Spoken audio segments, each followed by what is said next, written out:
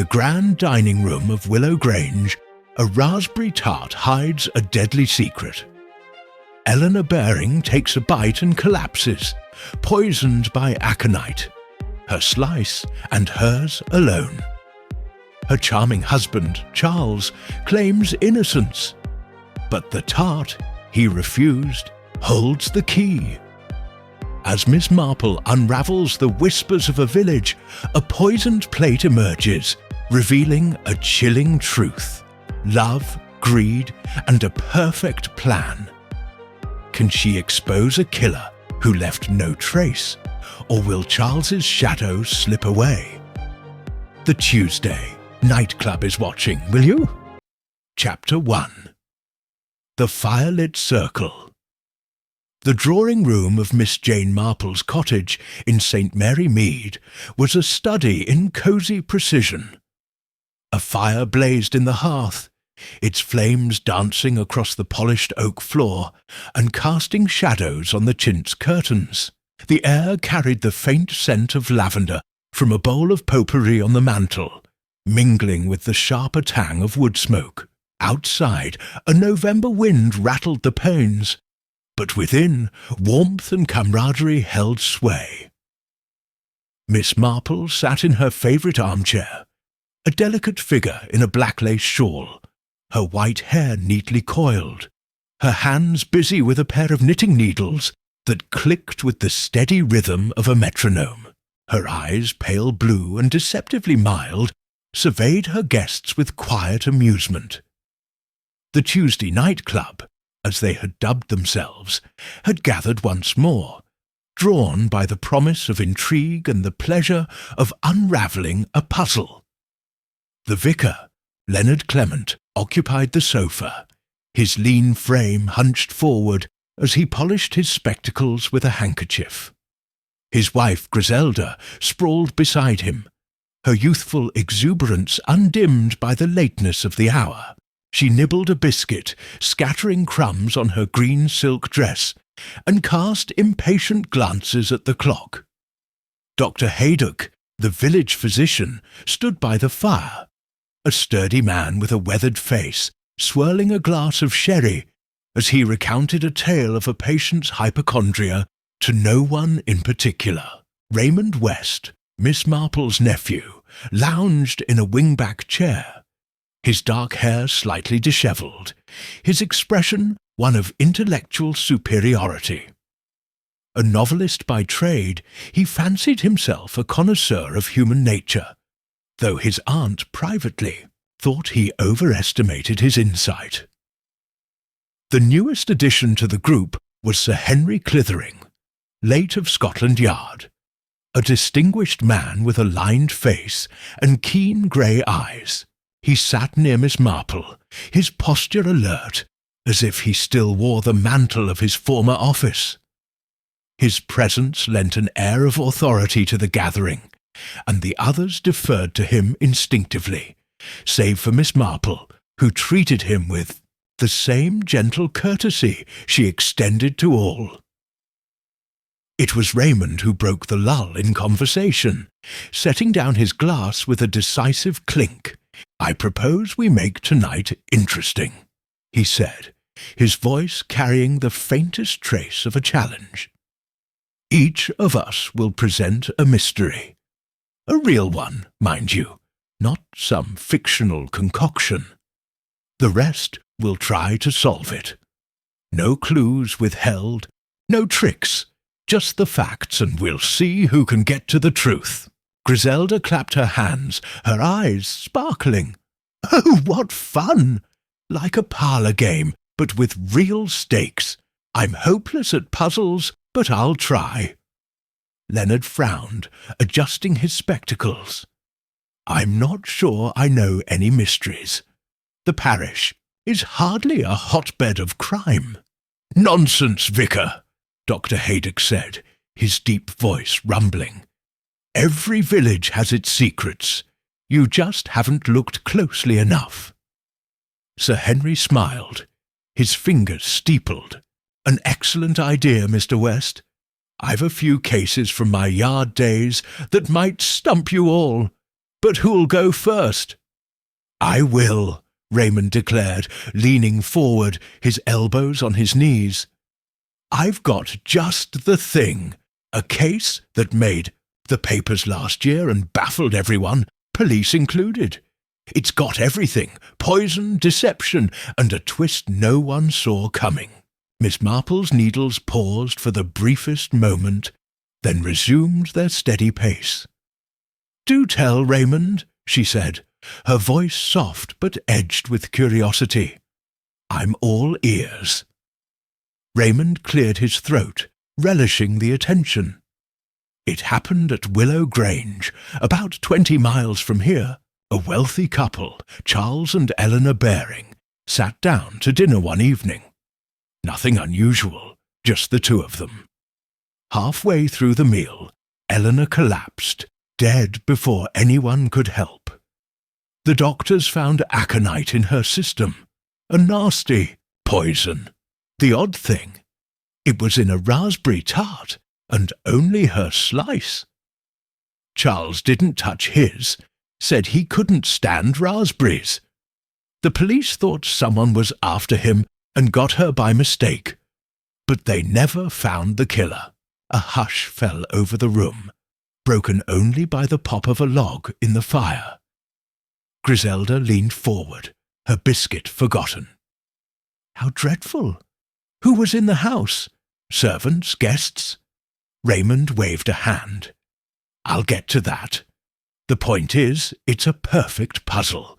No obvious motive, no clear suspect, and the poison was so precisely placed. Who did it, and how? Dr. Haydock rubbed his chin. Aconite's not something you pick up at the chemist. That alone narrows the field. Indeed, Sir Henry said, his eyes narrowing. I recall the case vaguely. The Yard was called in briefly, but the local police handled most of it. A slippery business. Leonard shifted uncomfortably. It sounds rather grim. Poor woman. Was she young? Middle-aged, Raymond replied. Devoted to her husband by all accounts. But I won't say more yet. Let's see what you make of it. All eyes turned to Miss Marple, who had not spoken since Raymond began. She set her knitting in her lap and tilted her head, her expression serene but alert, like a cat watching a bird. A very intriguing start, Raymond, she said. But before we speculate, might you tell us what sort of woman Eleanor Baring was? Not her age or her habits, but her character. Was she loved, feared, pitied? Raymond blinked, caught off guard. Well, I suppose she was quiet, religious, involved in charities. I don't know about loved or feared. Why does it matter? Miss Marple smiled, a faint, enigmatic curve of her lips. Oh, it always matters, my dear. People don't die in a vacuum. Their lives and their deaths are shaped by who they are. The fire crackled, and the Tuesday night club settled in, sensing that the evening's game had only just begun. Chapter 2. The Tragedy at Willow Grange. The fire in Miss Marple's drawing-room cast a flickering glow across the faces of the Tuesday night club, each absorbed in the mystery Raymond West had laid before them. The wind outside howled, a mournful counterpoint to the expectant silence within. Miss Marple's knitting needles moved with their usual precision, but her gaze was fixed on her nephew, who stood now, pacing before the hearth, his hands clasped behind his back like a barrister, addressing a jury. Let me paint the scene, Raymond began, his voice measured, savouring the drama.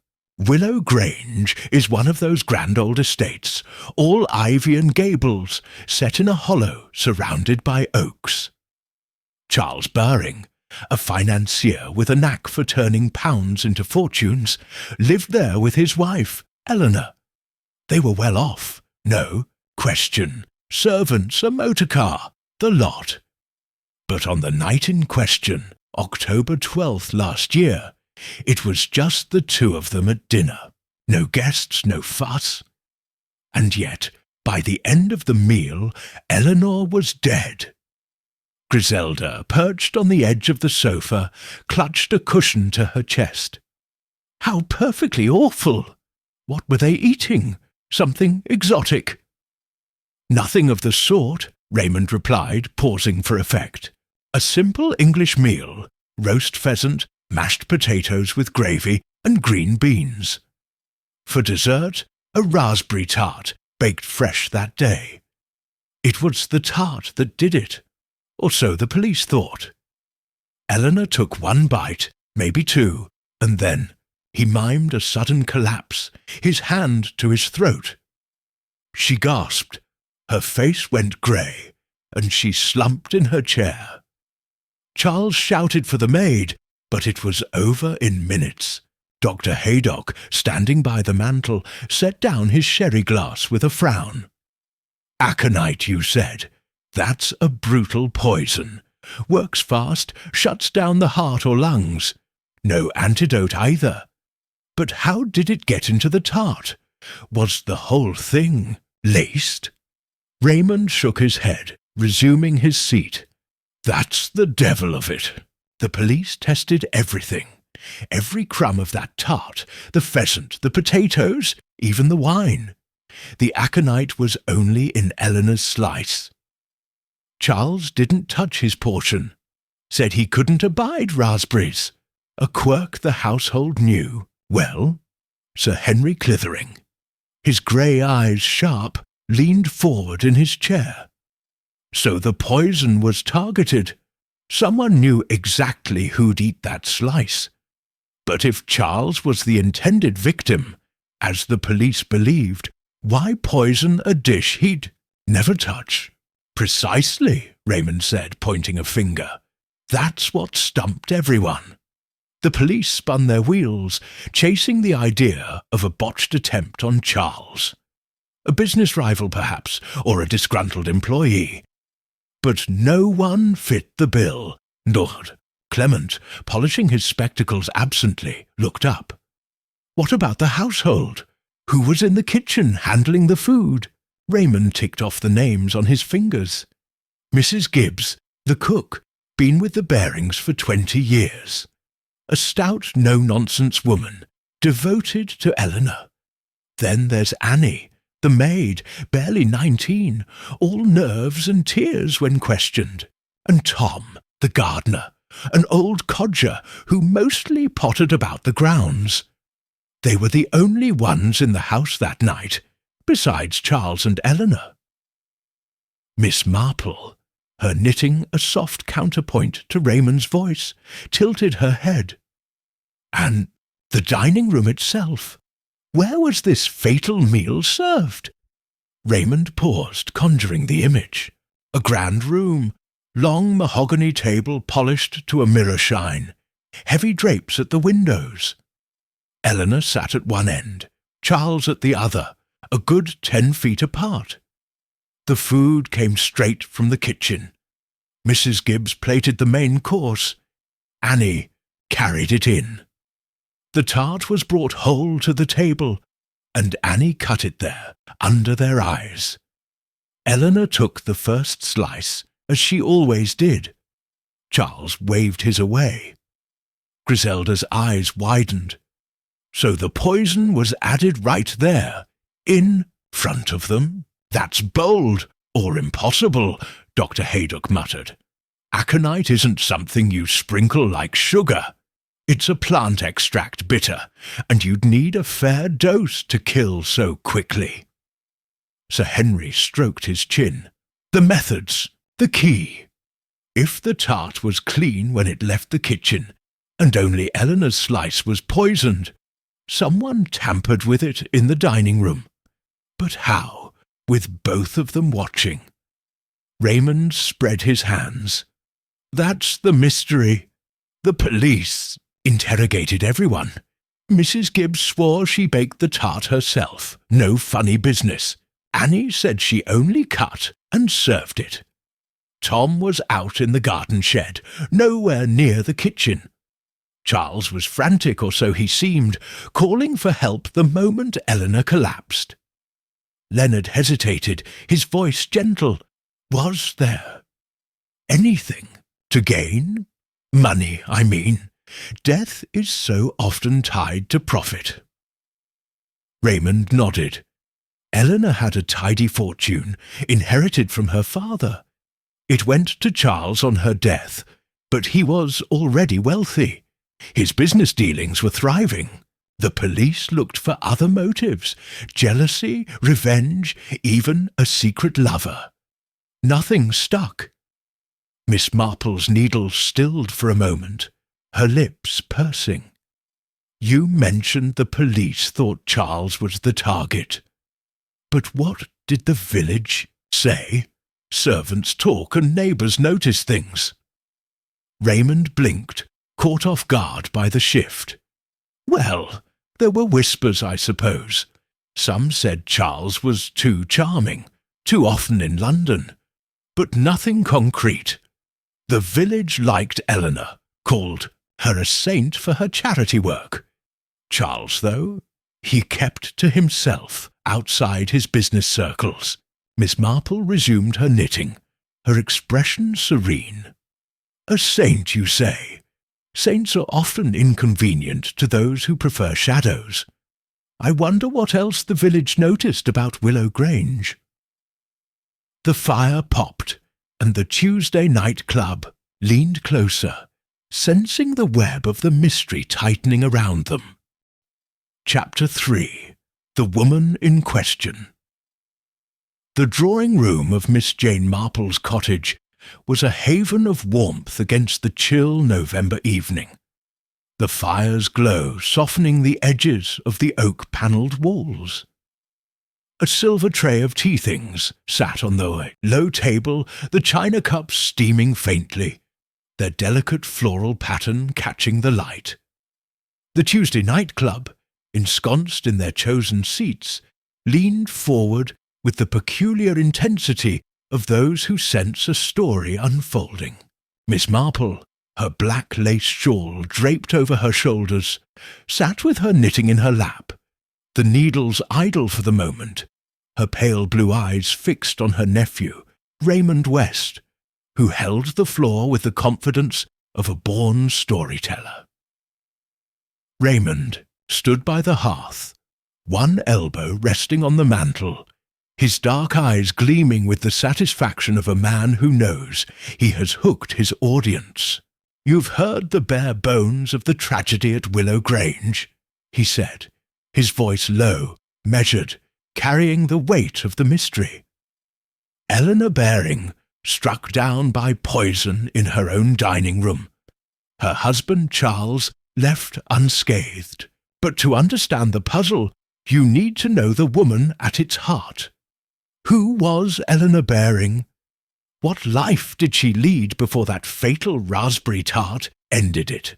Griselda Clement, curled on the sofa beside her husband the vicar, clutched a cushion, her green silk dress slightly crumpled from her restless shifting. Was she beautiful?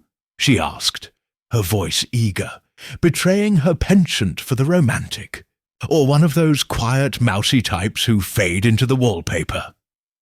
Raymond smiled, indulging her curiosity. Eleanor was neither a siren nor a wallflower. She was 42, handsome rather than beautiful, with fine features and dark hair touched with grey at the temples. Her photographs show a woman with a certain dignity, straight-backed, composed, the sort who commands respect without demanding it. She dressed simply, favouring navy or grey, nothing flashy. The village called her a lady, in the old-fashioned sense. Dr. Haydock, standing near the fire, his weathered hands clasped behind his back, raised an eyebrow. Sounds like a paragon. But no one's that perfect. What was she really like? Any enemies? Rivals? Raymond shook his head, stepping away from the mantel to pace the room, his shoes silent on the thick Persian rug. If Eleanor had enemies, they were well hidden. By all accounts, she was the soul of kindness. She ran the local sewing circle, funded the church roof's repair, and visited the sick with baskets of preserves. The servants adored her. Mrs. Gibbs, the cook, wept openly at the inquest, said Eleanor was the best mistress she'd ever had. Even the village children loved her. She'd slip them toffees after Sunday service. Leonard Clement, his spectacles glinting as he tilted his head, spoke softly, his tone thoughtful. Such goodness can provoke envy, you know. People resent those who seem too saintly. Did anyone speak ill of her? Raymond paused, considering. Not openly. The village gossip, such as it was, focused more on Charles. He was the one who drew whispers. Too charming, too often away in London. Eleanor, though, she was above reproach. If anything, people pitied her, thought she deserved a husband who doted on her more. Miss Marple, her hands still in her lap, tilted her head, her expression serene but alert, like a bird watching a distant movement. "Pity is a curious thing, Raymond," she said, her voice gentle but precise. "It often hides other sentiments. Guilt, perhaps, or unease. What did they pity her for, exactly?" Raymond frowned, caught off guard by the question. "Well, I suppose for her marriage. It wasn't a secret that Charles was distant. They'd been married 15 years, no children, and he spent half his time in the city managing his investments. People said Eleanor was lonely, rattling around that big house with only the servants for company." Sir Henry Clithering, seated near Miss Marple, his grey eyes sharp with the instinct of a former Scotland Yard man, leaned forward. "A strained marriage is fertile ground for motive. Was there talk of infidelity?" On either side, Raymond resumed, his pacing, his hands clasped behind his back. "Nothing proven. Charles was seen in London with various women, actresses, society types, but it was all vague, the sort of tittle-tattle that follows a man with money and charm. As for Eleanor, she was beyond suspicion, devout, almost to a fault. She attended church twice on Sundays, read scripture daily. If she had secrets, she kept them locked tighter than a bank vault." Griselda's eyes sparkled with mischief. "Oh, but the saintly ones always have the best secrets. Maybe she was writing scandalous letters, or sneaking off to meet someone in the woods." Leonard shot his wife a reproving look, though his lips twitched. "Really, Griselda, not everyone leads a double life." Dr. Haydock chuckled, swirling the last of his sherry. "The vicar's right, but I wouldn't rule it out. People wear masks, especially in a village where everyone's watching. What about her circle? Friends? Family?" Raymond stopped pacing, turning to face the group, his expression thoughtful. Eleanor wasn't one for a wide social circle. She had her cousin, Margaret Lyle, who lived a mile away in a little cottage. Margaret was a spinster, about 50, plain and practical, the sort who lives for her garden and her cats. She and Eleanor were close. Margaret was often at Willow Grange, helping with charity work or just taking tea. Beyond her, Eleanor's only regular visitor was Charles's secretary, Victor Crane. Sir Henry's eyebrows lifted. A secretary? That's interesting. What sort of man was he? Raymond shrugged, settling into a chair, his legs crossed. A nervous type, mid-20s, all twitches and stammers. He handled Charles's correspondence, ran errands, that sort of thing. Lived in a rented room in the village, kept to himself. The police looked at him, of course, but he had no reason to harm Eleanor. If anything, he seemed shaken by her death, barely coherent when questioned. Miss Marple's lips pursed, a faint crease forming between her brows. A nervous young man can be many things, Sir Henry. Frightened, guilty, or simply out of his depth. Did he visit the house often?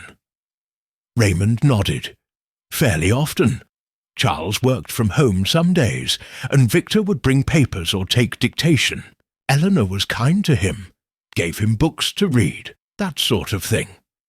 He wasn't family, but he was part of the household's rhythm. Griselda clapped her hands, her voice bright. Books! Maybe they were love letters disguised as novels. Or coded messages, Dr. Haydock snorted, setting his empty glass on the mantel.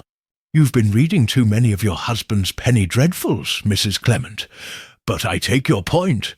Small gestures can hide big intentions. What about the servants? You mentioned the cook, but who else? Raymond leaned back, ticking off the names on his fingers. Besides Mrs. Gibbs, there was Annie the maid, a local girl, shy as a mouse. She'd been with the Barings 3 years, lived in at the Grange. Then there was Tom, the gardener, pushing 70, half deaf, been there since Charles's father owned the place. The police cleared them all. Annie was in the kitchen when Eleanor died. Mrs. Gibbs was washing pots, and Tom was pruning roses in the dark, stubborn old fool. Leonard adjusted his spectacles, his voice soft but probing. And the household itself? Was it harmonious? Servants notice tensions, even if they don't speak of them. Raymond considered this, his fingers drumming on the arm of his chair. The servants' statements were consistent. Willow Grange ran like clockwork. Eleanor was the linchpin. Organised, fair, never raised her voice. Charles was less involved, left the running of the house to her. If there were arguments, they happened behind closed doors. Annie did say once, under pressure, that Eleanor seemed sad sometimes, but she couldn't, or wouldn't, say why. Miss Marple's eyes narrowed slightly, though her expression remained serene. Sadness is a clue in itself, Raymond. A woman like Eleanor, so composed, so dutiful, her sadness would not be idle. Was there anything else? A change in her habits, perhaps, before her death? Raymond frowned, searching his memory. Nothing dramatic. The police noted she'd been to London a few times in the months before, which was unusual. She preferred the country. But it was just shopping or visiting a dressmaker, nothing suspicious. Her diary, which the police read cover to cover, was full of appointments and charity plans, not a hint of scandal. Sir Henry tapped his fingers on the arm of his chair, his voice crisp. A diary can be curated, Mr. West. What it omits is often more telling than what it includes. Did she mention Charles? Or this Victor Crane? Raymond shook his head. Charles appeared in passing. Dinner plans, his travel schedule. Victor wasn't mentioned at all, which the police thought odd given how often he was around. But Eleanor wasn't the type to confide in a diary. It was more a ledger of her days than a window into her heart. Dr. Haydock crossed his arms, his tone sceptical. All this paints a picture of a woman too good to be true. No flaws, no enemies, no secrets. I don't buy it. Everyone's got something, a grudge, a regret, a hidden passion. Raymond smiled, faintly, as if conceding the point.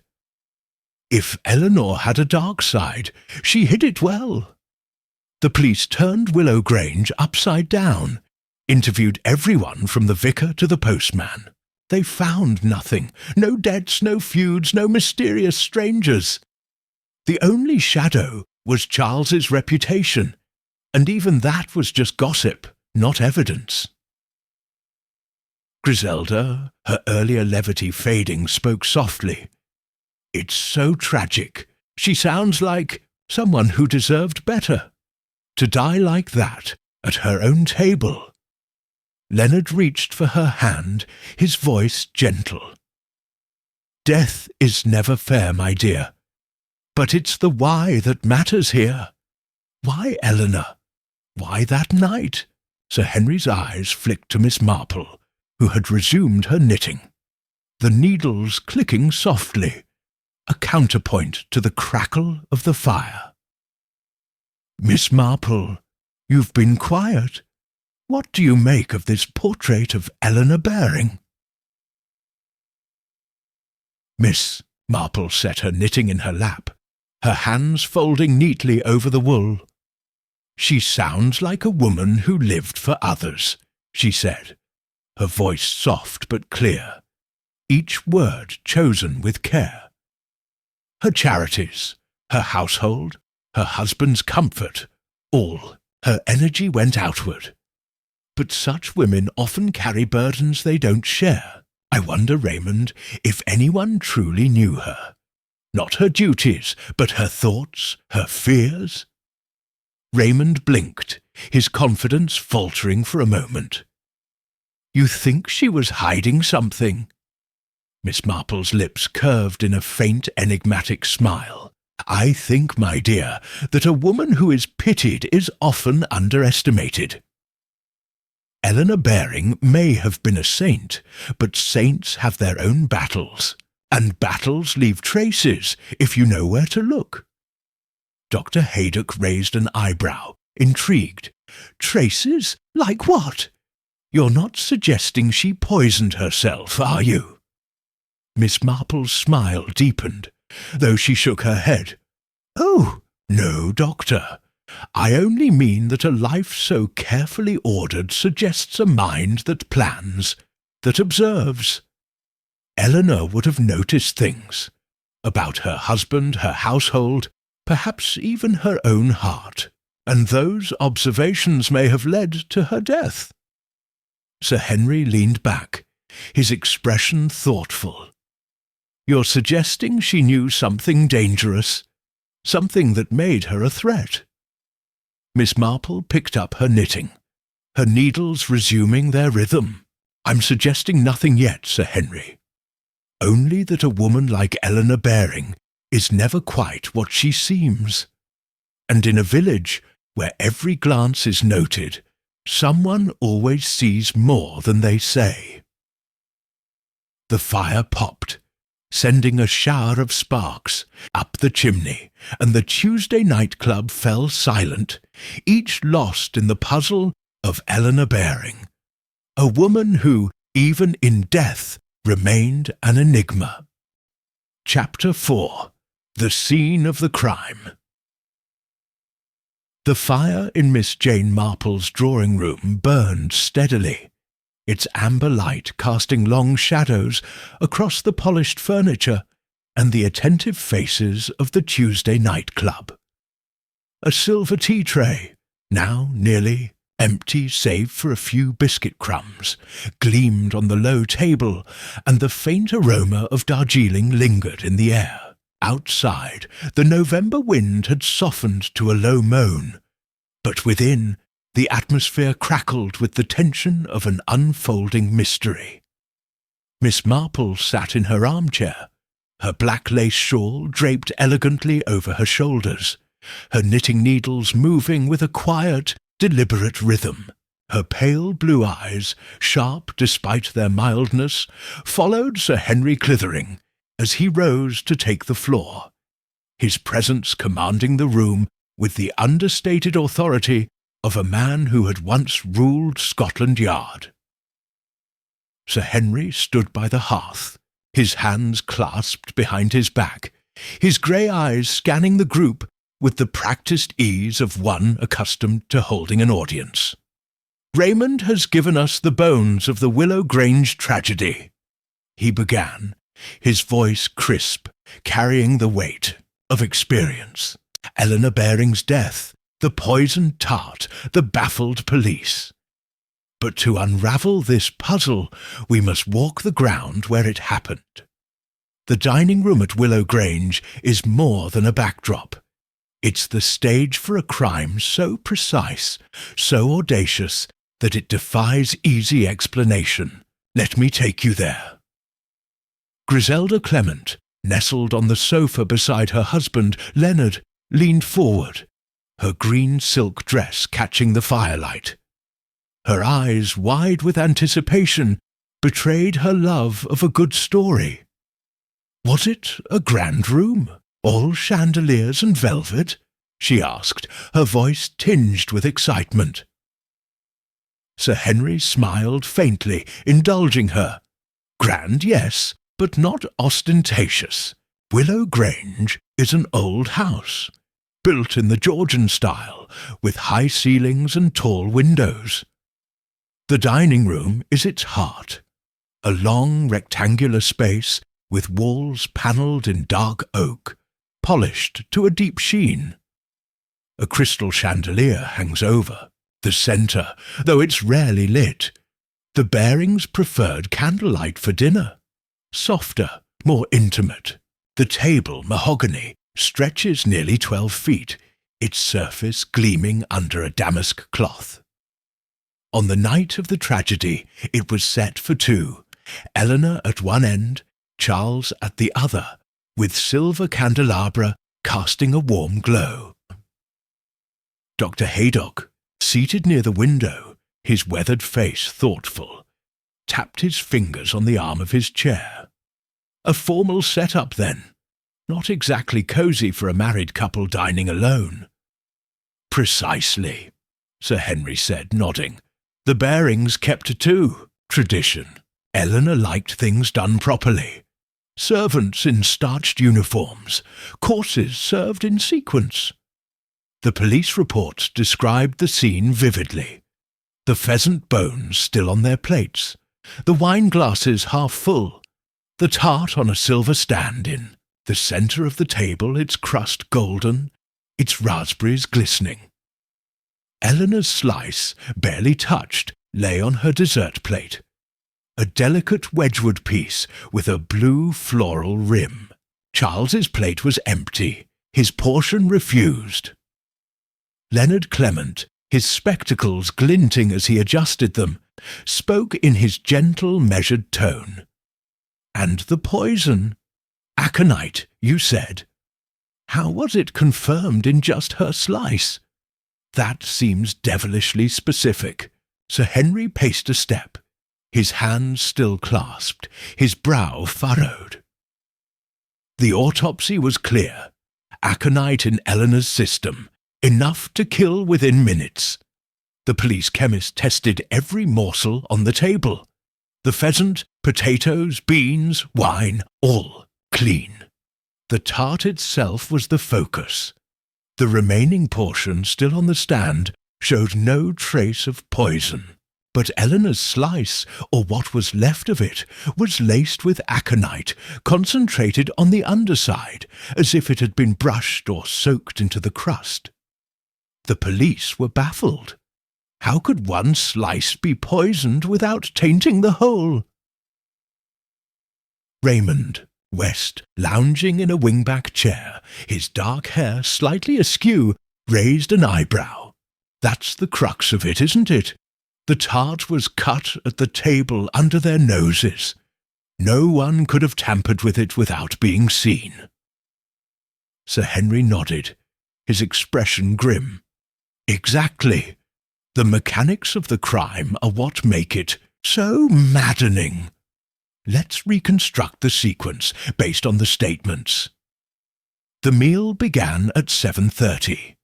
Mrs. Gibbs, the cook, prepared everything in the kitchen, a small modern space off the dining room, connected by a short passage. She roasted the pheasant, mashed the potatoes, boiled the beans. The tart was her pride, baked that afternoon with raspberries from the garden. She swore she used no unusual ingredients, and the police found nothing amiss in her stores.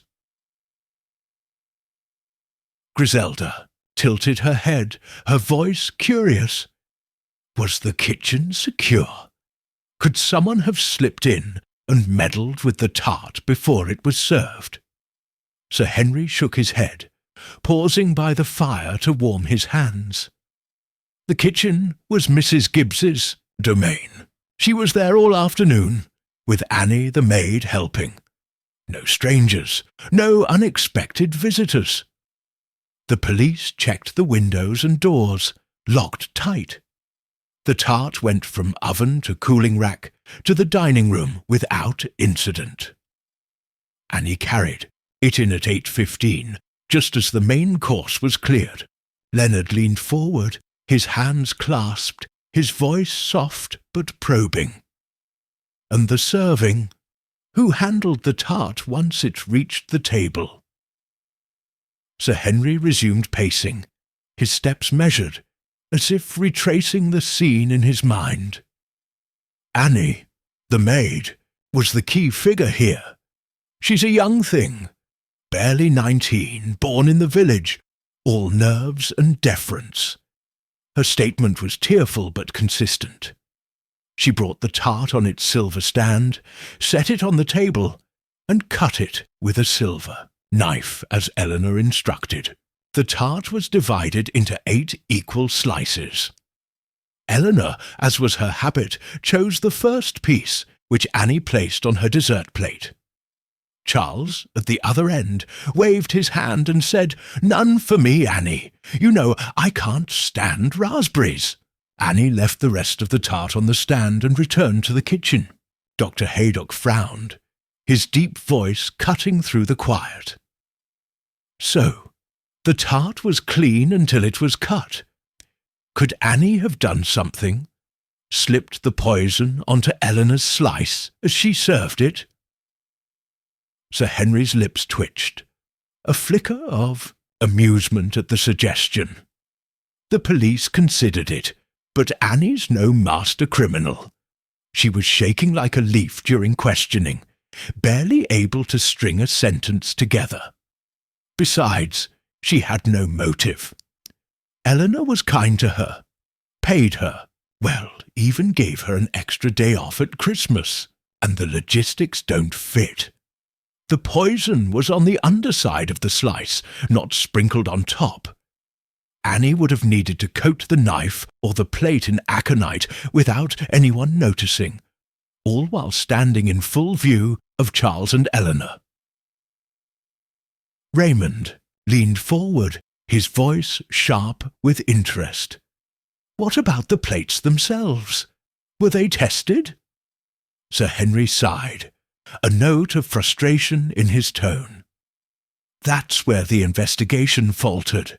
The dessert plates were Wedgwood, part of a set kept in a sideboard in the dining room.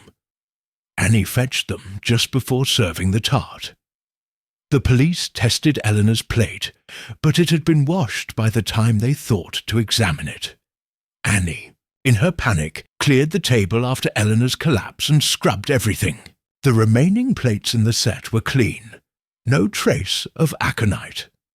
The police assumed the poison was in the tart itself, not the plate, and focused their efforts there. Miss Marple, her knitting needles still for a moment, tilted her head, her expression serene, but her eyes keen. A pity they were so quick to wash up, she said, her voice soft, almost musing. A plate can hold secrets, a tart cannot. Was there anything unusual about the sideboard, Sir Henry? Where the plates were kept? Sir Henry paused, his gaze sharpening as he considered her question. The sideboard was an old piece, walnut, carved with vines. It stood against the dining room wall, near Eleanor's end of the table. The plates were stored in a lower cabinet, alongside silverware and napkins. The police searched it thoroughly. Nothing out of the ordinary. no hidden vials or suspicious stains. But your point is well taken, Miss Marple. The sideboard was accessible to anyone in the house before dinner. Griselda clapped her hands, her voice bright with a sudden idea. What if the poison was in the sideboard all along? A trap, waiting for Eleanor's plate to be chosen. Leonard shot his wife a gentle, reproving glance. My dear, that sounds rather fanciful. How would the killer ensure Eleanor got the poisoned plate? The maid might have given it to Charles. Sir Henry nodded, resuming his seat, his hands steepled. The vicar's right. The precision of the crime is what makes it so confounding. The poison was in Eleanor's slice, and only her slice. Charles's refusal of the tart complicates things further. If he was the target as the police believed, the killer miscalculated badly. But if Eleanor was the intended victim, the method was brilliant, tailored to her habits, exploiting her preference for the first slice. Dr. Haydock crossed his arms, his tone sceptical. Brilliant, maybe, but risky. The dining room wasn't a stage for sleight of hand. Charles was right there, watching. And Eleanor wasn't blind. She'd have noticed if Annie or anyone else fiddled with her food. Raymond smirked, his voice laced with challenge. Unless Charles himself was the fiddler. He's the one who benefited after all. Eleanor's fortune, a free man again. Maybe he slipped something onto her plate when Annie wasn't looking. Sir Henry's eyes narrowed, though his tone remained measured.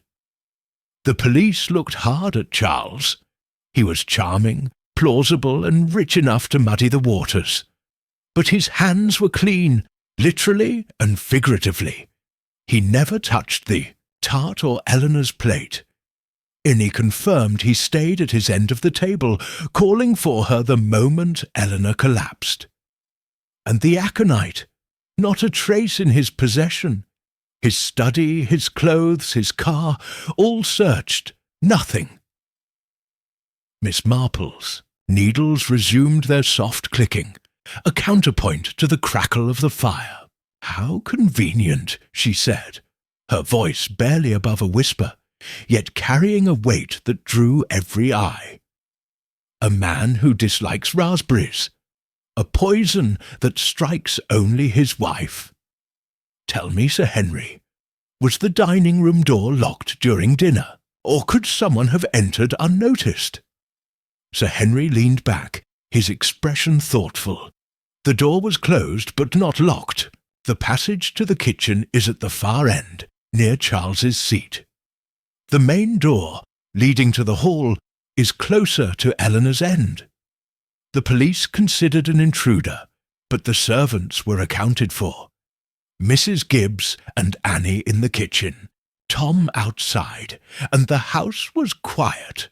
No one reported strange noises or unfamiliar faces. Leonard adjusted his spectacles, his voice tentative. Could the poison have been applied earlier? Not in the dining room, but in the kitchen before the tart was brought out? Sir Henry shook his head. The police ruled that out. Mrs. Gibbs was adamant. She baked the tart herself, handled every step. The raspberries were fresh, the sugar and flour from her pantry. The police tested her ingredients. Nothing. And the tart was whole when Annie carried it in. The poison appeared only after the cut. Griselda's eyes widened. Her voice hushed. It's like a magic trick. One moment, the tart's safe. The next, Eleanor's slice is deadly. How? Dr. Haydock grunted, his tone dry. Magics for stage shows, not murder. There's a trick here, but it's mechanical, not mystical. The poison was placed deliberately, and the killer knew Eleanor would take the fatal slice. Miss Marple set her knitting in her lap, her hands folding neatly over the wool. "A trick, yes," she said, her voice soft but clear, each word chosen with care. "But not the kind we're looking for. We're all thinking of the tart, the knife, the moment of serving. But what if the trick was simpler? What if the poison was never meant to be seen at all?" Raymond blinked, his confidence faltering. "You mean not in the tart?" Miss Marple's lips curved in a faint, enigmatic smile. "I mean, Raymond, that we're dazzled by the obvious. A poisoned tart is dramatic, clever, the sort of thing a killer wants us to notice. But a dining room is full of quiet things, plates, glasses, shadows. The truth often hides in what we overlook." Sir Henry leaned forward, his eyes gleaming with interest. "You're suggesting misdirection. The tart as a decoy, drawing our eyes from the real method." Miss Marple picked up her knitting, her needles resuming their rhythm. "I'm suggesting nothing yet, Sir Henry. Only that a crime this precise requires a mind that plans, that watches, and in a room where two people sit, one dies and the other walks away, the simplest question is the hardest. What did they see, and what did they choose not to see?" The fire popped, sending a shower of sparks up the chimney, and the Tuesday nightclub fell silent, each grappling with the puzzle of a dining room where death had struck with surgical precision. Chapter 5. The Husband's Tale. The drawing-room of Miss Jane Marple's cottage in St. Mary Mead glowed with the soft warmth of the fire, its flames casting a golden sheen across the polished oak furniture and the attentive faces of the Tuesday nightclub. A delicate china teapot, now cold, sat on the low table, surrounded by cups and a scattering of biscuit crumbs. The faint scent of lavender potpourri mingled with the smoky tang of burning logs, creating an atmosphere both cosy and charged with expectation. Outside, the November night pressed against the windows, the wind a distant murmur, but within, the air hummed with the unravelling of a mystery. Miss Marple sat in her armchair, her black lace shawl draped over her slight frame, her knitting needles moving with their familiar, unhurried rhythm. Her pale blue eyes, deceptively mild, followed Raymond West as he resumed his role as storyteller, his voice carrying the weight of the tale's next chapter. Raymond stood near the hearth, his dark hair catching the firelight, his posture relaxed, but his eyes alight with the thrill of the narrative. "We've seen the stage," he began, his tone measured, deliberate. "The dining room at Willow Grange, where Eleanor Baring met her end. We've met the woman herself, devout, kind, perhaps a touch too perfect. Now, let's turn to the man who sat across from her that fatal night. Charles Baring, the husband, the survivor, the one who walked away with everything. His story is the pivot of this mystery, and it's a story that raises more questions than it answers." Griselda Clement, perched on the sofa beside her husband Leonard, leaned forward, her green silk dress rustling softly. Her eyes sparkled. With curiosity, her voice eager. Was he handsome? A dashing financier, all charm and polish? Raymond smiled, indulging her with a nod. Charles was 50, but he wore his years well, tall, broad-shouldered, with a face that could charm a snake. Strong jaw, dark eyes, a smile that made you trust him before you knew why. He had that knack, you know, the kind that opens doors in boardrooms and drawing-rooms alike. Jim, women sighed over him, even if they didn't quite approve of his absences. Dr. Haydock, standing by the window, His weathered hands clasped behind his back gave a low grunt. Sounds like trouble. Men like that don't stay out of mischief long. What did he say about the night his wife died? Raymond paced a step, his hands clasped behind him, his voice taking on the cadence of a courtroom advocate. Charles's statement to the police was as smooth as his manners. He and Eleanor dined at 7:30 as usual in the dining room. They talked of mundane things, estate repairs, a charity bazaar Eleanor was planning. The meal was unremarkable. Pheasant, potatoes, beans, all served by Annie, the maid. When the raspberry tart arrived, Eleanor took her slice, as she always did. Charles declined his, citing his well-known dislike of raspberries. Halfway through her dessert, Eleanor gasped, clutched her throat, and collapsed. Charles said he leapt from his chair, shouted for Annie, and tried to help, but Eleanor was gone before the doctor arrived. Leonard Clement, his spectacles glinting as he tilted his head, spoke in his gentle, thoughtful tone. A straightforward account, but grief can be feigned, can't it? How did he seem afterward?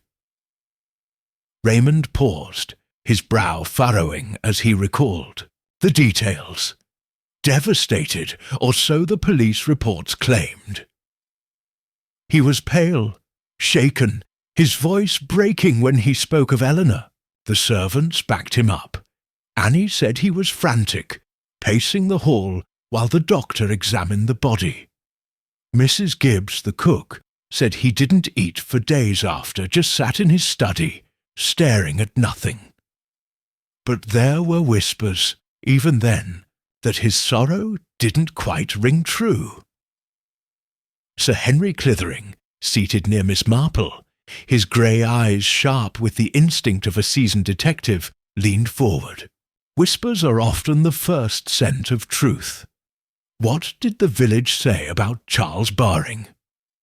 Raymond resumed his pacing, his shoes silent on the thick Persian rug.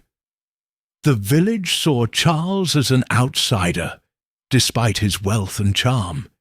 He'd inherited Willow Grange from his father, but he was rarely there, always off to London for business, or pleasure, depending on who you asked. The men respected his success. The women gossiped about his late nights in the city. There was talk of a woman, a widow, Mrs. Sylvia Ward, seen with him at a theatre or two. Nothing concrete, mind you, just enough to raise eyebrows.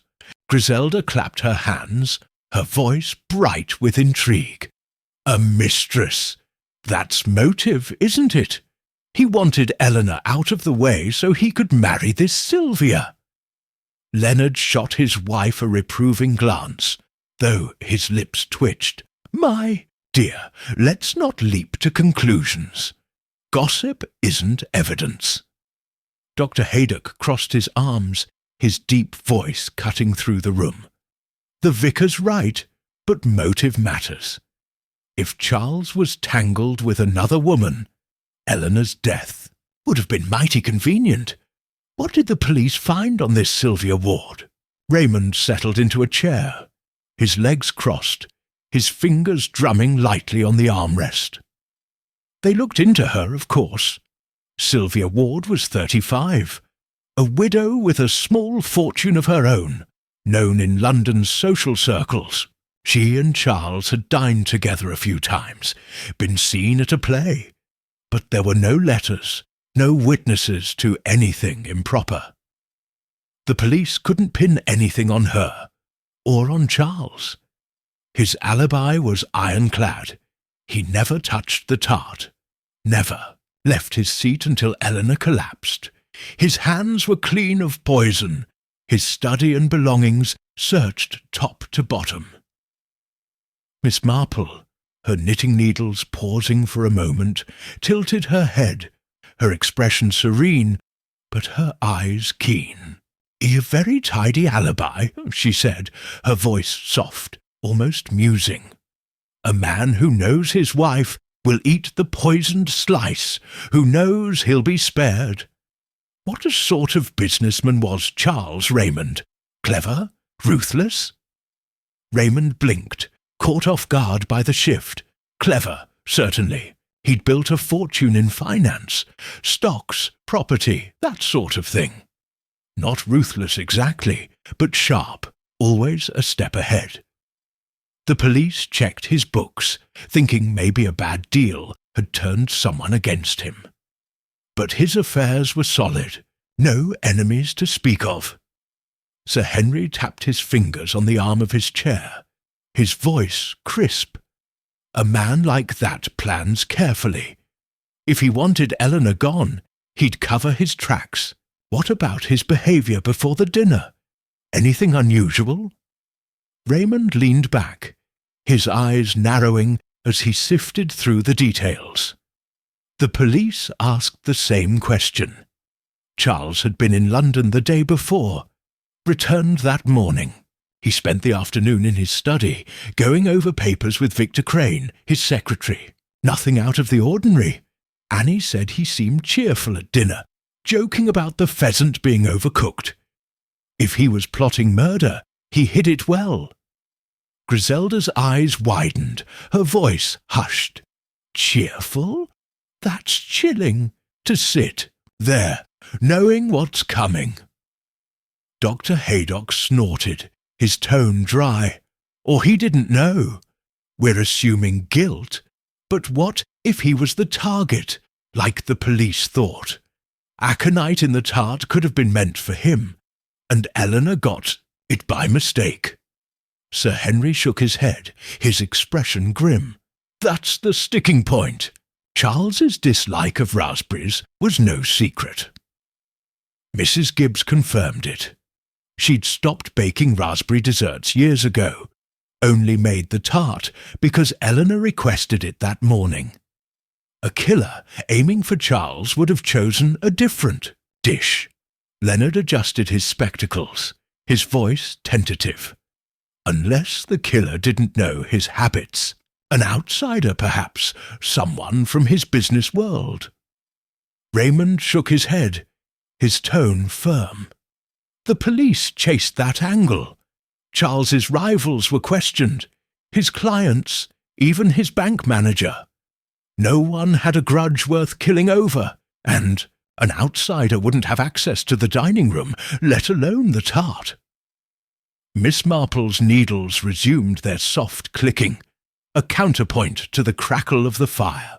"Access is an interesting word," she said, her voice barely above a whisper, yet carrying a weight that drew every eye.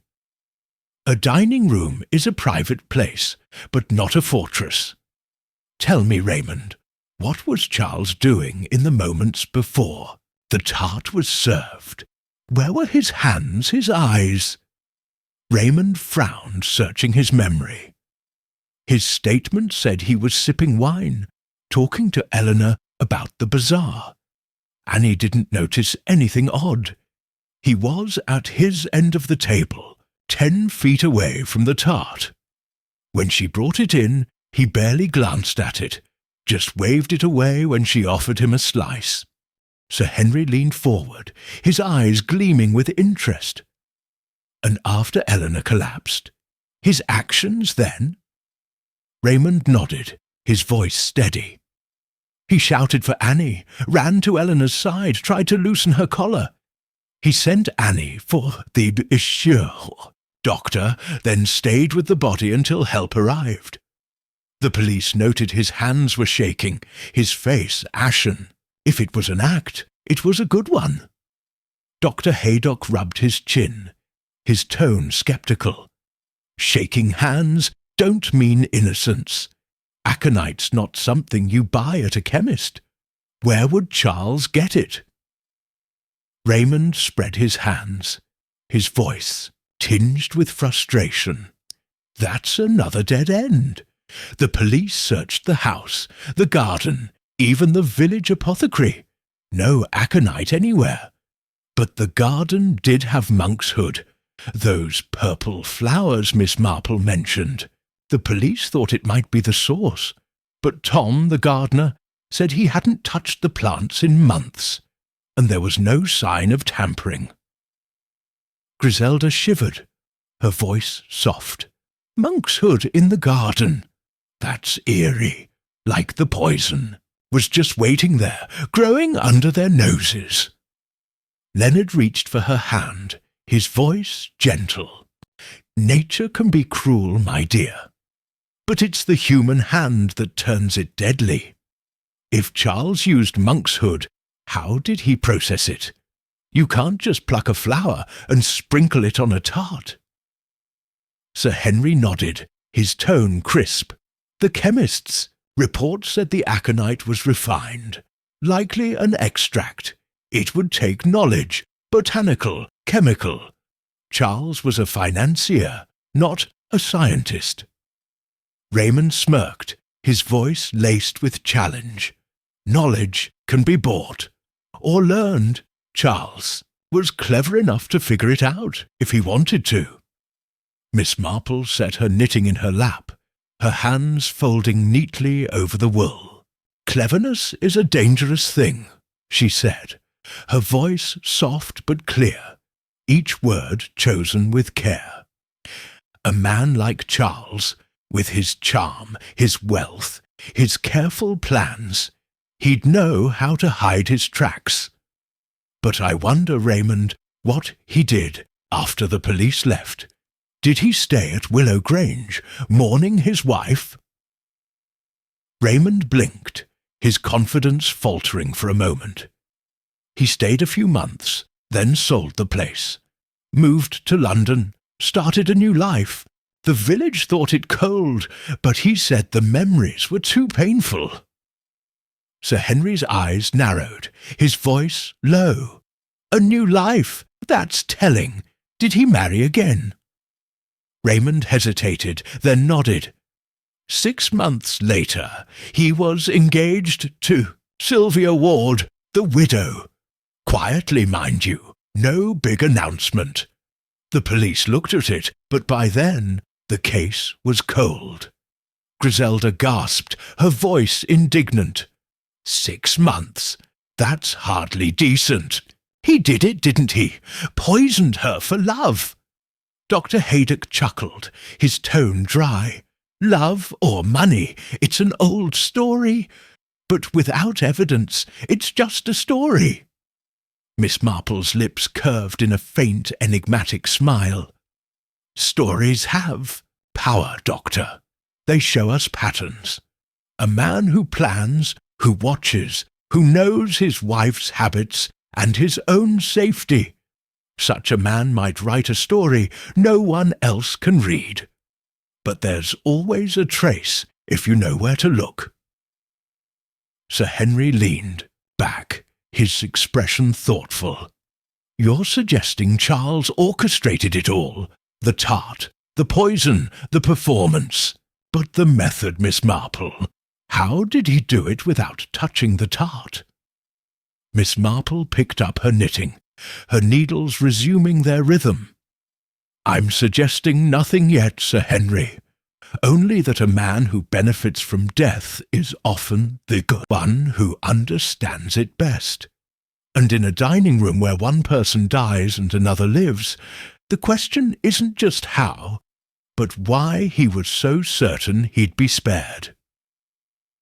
The fire popped, sending a shower of sparks up the chimney, and the Tuesday nightclub fell silent, each grappling with the shadow of Charles Bowring, a man whose tale was as polished as his charm, and perhaps just as deceptive.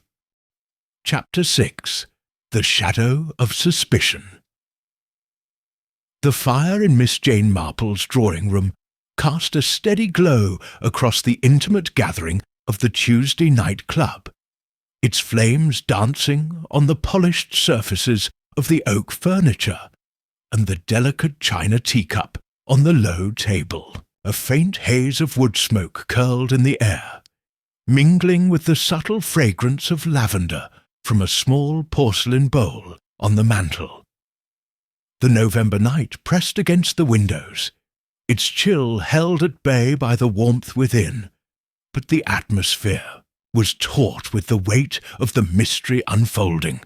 Miss Marple sat in her armchair, her black lace shawl draped over her slight frame, her knitting needles moving with their quiet, relentless rhythm. Her pale blue eyes, sharp beneath their mild veneer, surveyed the group as they leaned into the next phase of the tale, their faces alight with curiosity and debate. Raymond West, having relinquished the floor, lounged in a wingback chair, his dark hair catching the firelight, his expression one of expectant amusement. It was Sir Henry Clithering, formerly of Scotland Yard, who now held the group's attention, standing by the hearth with the poised authority of a man accustomed to dissecting crime. His grey eyes, keen and unyielding, swept over his audience as he clasped his hands behind his back, his voice measured but resonant. "We've walked the ground of Willow Grange," he began, "seen the dining room where Eleanor Baring met her end, heard Charles Baring's polished account. Now we must cast a wider net. Who else stood in the shadow of this crime? Who might have held the means, the motive, or the opportunity to poison that fatal slice of tart?" Griselda Clement, nestled on the sofa beside her husband Leonard, clutched a cushion to her chest, her green silk dress shimmering faintly. Her voice, bright with enthusiasm, broke the pause. "Oh, it's like a play, isn't it? A cast of characters, each with their own secrets. Who's in the line-up? The servants. A jealous rival." Sir Henry's lips twitched, a flicker of amusement at her eagerness. "A play, perhaps, Mrs. Clement, but with real stakes. Let's meet the players, one by one, and see where suspicion falls." The household at Willow Grange was small, but not without its complexities. Beyond Charles and Eleanor, we have the servants, Mrs. Gibbs, Annie and Tom, and two others who orbited closely: Margaret Lyle, Eleanor's cousin, and Victor Crane, Charles's secretary. Each deserves scrutiny. Dr. Haydock, seated near the window, his weathered face etched with scepticism, tapped his fingers on the arm of his chair. "Start with the servants. They're closest to the crime. Hands on the food, access to the dining room. Any cracks in their stories?" Sir Henry nodded, pacing a step, his hands still clasped. "Mrs. Gibbs, the cook, is our first. A widow, 60, stout and plain-spoken. She'd served the Barings for 2 decades. Her domain was the kitchen, and she ruled it with an iron hand. She prepared the entire meal that night: pheasant, potatoes, beans, and the raspberry tart. Her statement was unwavering. She baked the tart herself, used fresh raspberries from the garden, and touched nothing unusual. The police searched her kitchen, tested her ingredients: flour, sugar, butter, all clean. She was in the kitchen when Eleanor collapsed, washing pots with Annie as her witness. Leonard Clement, his spectacles glinting as he tilted his head, spoke in his gentle, probing tone. "A loyal servant, then, but loyalty can blind or bind. Did she have reason to harm Eleanor?" Sir Henry paused, his brow furrowing. None apparent. Mrs. Gibbs spoke of Eleanor with genuine affection, called her a saint. She had no financial troubles, no grudges. Her life was the Grange she lived in, had no family to pull her away. The police pressed her, thinking she might have been bribed or coerced, but she held firm. Her grief at the inquest was raw. She broke down describing Eleanor's kindness, how she'd given her a shawl for Christmas. Griselda tilted her head, her voice curious. But the tart was her work. Could she have made a mistake? Used the wrong plant, maybe? Sir Henry shook his head, resuming his pacing. The police considered that. Aconite from monkshood isn't something you mistake for sugar. It's bitter, toxic even in small doses, and requires extraction, boiling, distilling. Mrs. Gibbs was a practical cook, not a chemist, and her kitchen showed no signs of such work, no strange bottles, no residue. The monkshood grew in the garden, true, but she swore she never touched it, and the police found no evidence she did. Raymond leaned forward, his voice sharp with interest. What about Annie, the maid? She served the tart, cut it at the table. That's opportunity, if nothing else. Sir Henry nodded, his expression grim. Annie Harper, 19, born in the village, a timid girl with a habit of blushing under pressure. She'd been with the Barings 3 years, lived in the attic room at the Grange. Her role that night was simple. Carry the dishes from kitchen to dining room, serve the courses, clear the plates. She brought the tart in on its silver stand, cut it into 8 slices as Eleanor directed, and placed the first slice on Eleanor's plate. Charles declined his share, and Annie returned to the kitchen. When Eleanor collapsed, Charles's shout brought her running. She found him kneeling by Eleanor, frantic, and she fetched the doctor. Dr. Haydock crossed his arms, his deep voice sceptical. A nervous girl, alone with the tart at the crucial moment. Could she have slipped something onto the slice? A sleight of hand? Sir Henry's eyes narrowed, though his tone remained measured. The police thought so at first. Annie was the last to touch the tart before Eleanor ate it. But she's no magician. The poison was on the underside of the slice, not dusted on top, hard to manage while cutting and serving under Charles's gaze, and Annie had no motive. Eleanor treated her well, paid her generously. Her statement was a tearful mess, but consistent. She saw nothing odd, did nothing but her job. The police leaned on her, but she stuck to her story. Leonard adjusted his spectacles, his voice soft but incisive. Fear can look like guilt. Was she hiding something, even if she wasn't the killer? Sir Henry paused by the fire, warming his hands. Possibly. Annie was shaken beyond what you'd expect, even for a young girl facing death. She kept saying, "It wasn't my fault," as if someone might blame her, but the police found no secrets in her life, no debts, no lovers, no ties to anyone but the Barings. Her room was searched, nothing but clothes and a few trinkets. If she was hiding something, it wasn't tangible. Griselda shivered, her voice hushed.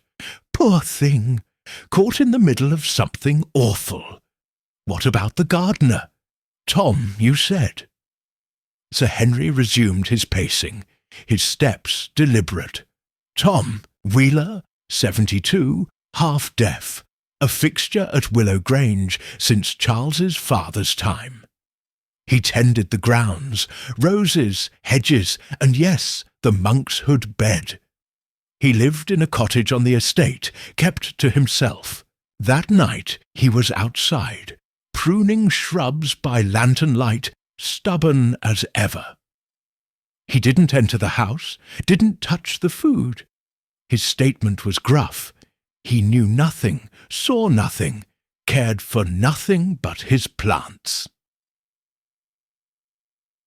Dr. Haydock raised an eyebrow, his tone dry. Monkshood's his territory. Did he know its properties? Sir Henry nodded, his expression thoughtful. He did. Told the police monkshood was bad news, warned the village children to steer clear. But he swore he hadn't harvested it, and the plants showed no signs of cutting or tampering.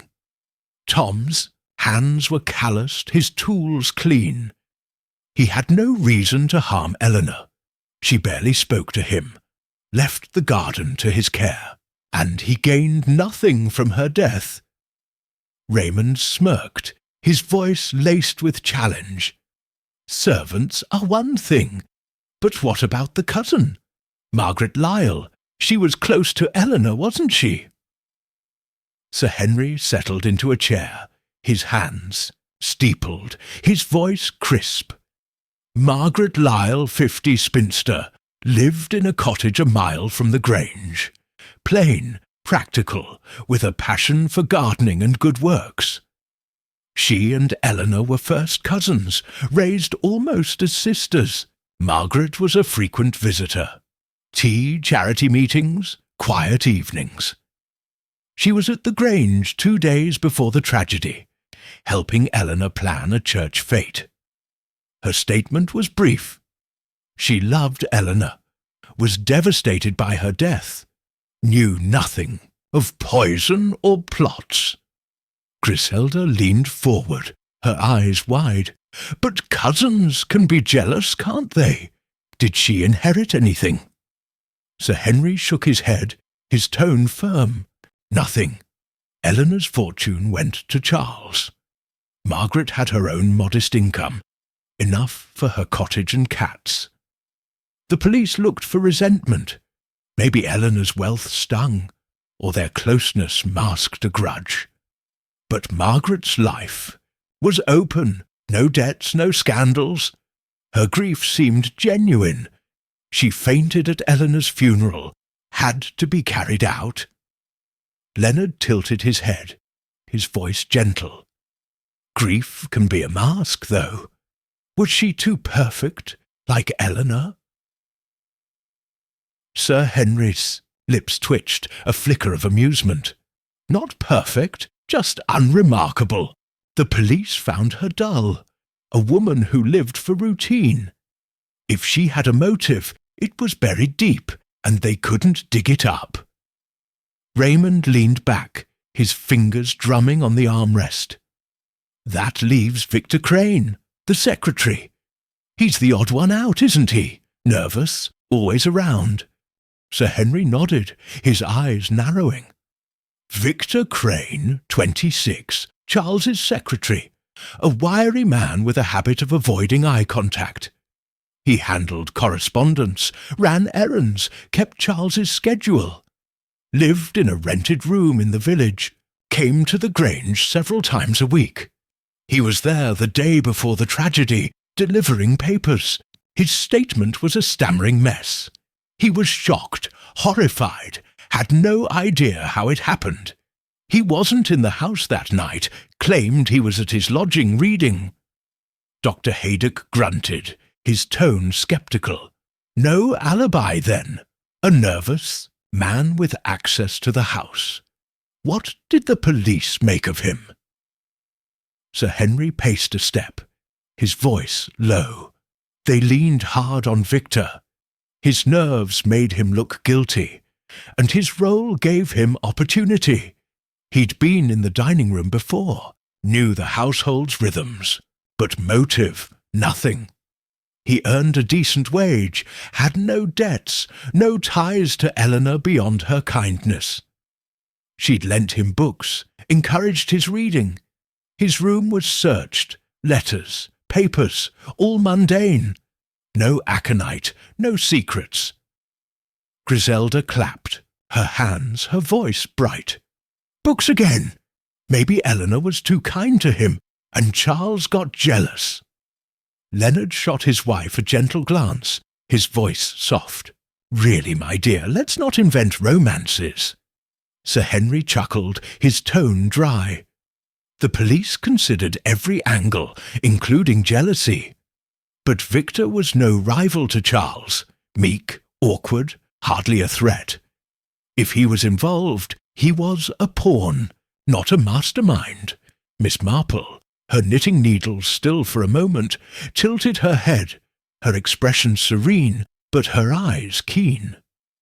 A pawn is an interesting choice, Sir Henry.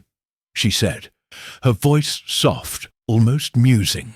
A nervous young man close to the household, yet not part of it. What did he say about Charles? Was he loyal? Sir Henry paused, his gaze sharpening. Victor spoke well of Charles, called him fair, generous. But the police noted he seemed afraid, as if saying too much might cost him.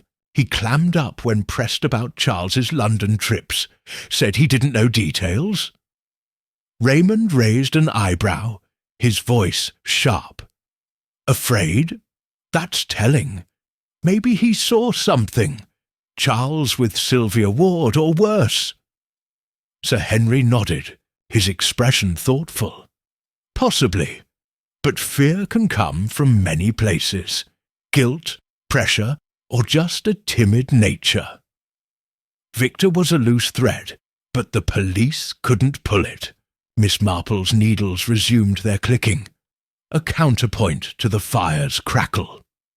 Loose threads are often the key, she said, her voice barely above a whisper, yet carrying weight. A household like Willow Grange, so orderly, so quiet, yet someone placed poison in that tart.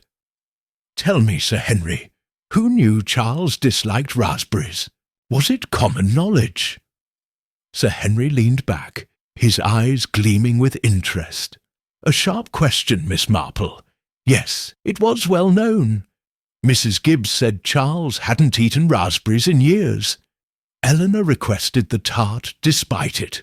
Annie knew, Margaret knew, even Victor had heard it. Tom, maybe not, he was out of the loop, but anyone close to the house could have known. Griselda shivered, her voice hushed. So the killer chose the tart deliberately, knowing Charles wouldn't touch it. That's cold. Dr. Haydock rubbed his chin, his tone dry. Cold, but clever. The tart's the perfect misdirection. Everyone's looking at the food, not the bigger picture. Miss Marple set her knitting in her lap, her hands folding neatly. Misdirection is a powerful thing, she said, her voice soft but clear. A tart, a slice, a poison, all so dramatic, so visible. But a crime this precise needs a mind that sees the quiet moments, the things no one questions. Who in that house had such a mind, I wonder? Sir Henry leaned forward, his voice low. You're pointing us away from the tart, Miss Marple. To what? The plates? The room itself? Miss Marple's lips curved in a faint, enigmatic smile. I'm pointing nowhere yet, Sir Henry. Only asking, in a house full of eyes, who was watching, and who was blind? The fire popped, sending sparks up the chimney, and the Tuesday night club fell silent, each wrestling with the shadows of suspicion that clung to Willow Grange's quiet corners. Chapter 7. A Village Parallel. The drawing-room of Miss Jane Marple's cottage in St. Mary Mead was a cocoon of warmth, the fire's golden light softening the edges of the oak-panelled walls and glinting off the delicate china teacup on the low table. A faint wisp of wood smoke curled through the air, blending with the subtle scent of lavender from a porcelain bowl on the mantel. The November night pressed against the windows, its chill a distant murmur, but within, the atmosphere thrummed with the quiet intensity of a mystery poised on the edge of revelation. Miss Marple sat in her armchair, her black lace shawl draped over her slight frame, her knitting needles still for the moment resting in her lap.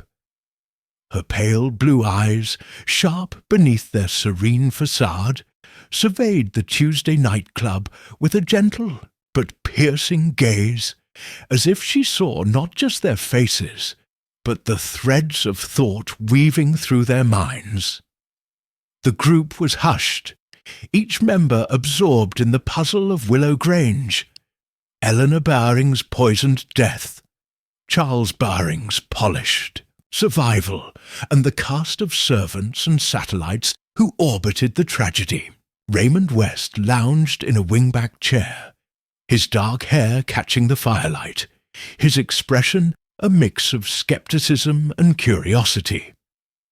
Griselda Clement, perched on the sofa beside her husband Leonard, clutched a cushion, her green silk dress shimmering faintly, her eyes wide with anticipation. Leonard, his spectacles glinting, sat with his hands clasped, his thoughtful demeanour a counterpoint to his wife's exuberance. Dr. Haydock stood by the window, his weathered face etched with concentration, while Sir Henry Clithering, formerly of Scotland Yard, leaned forward in his seat, his grey eyes alight with the instinct of a seasoned hunter. It was Miss Marple who broke the silence, her voice soft but clear, each word chosen with the precision of a needle threading silk. "You've given us a vivid picture, Raymond, Sir Henry," she said, her hands folding neatly over her knitting. A dining room where death struck with surgical care, a husband who grieves too smoothly, a household where everyone sees but no one speaks. It's a puzzle indeed, but not a new one.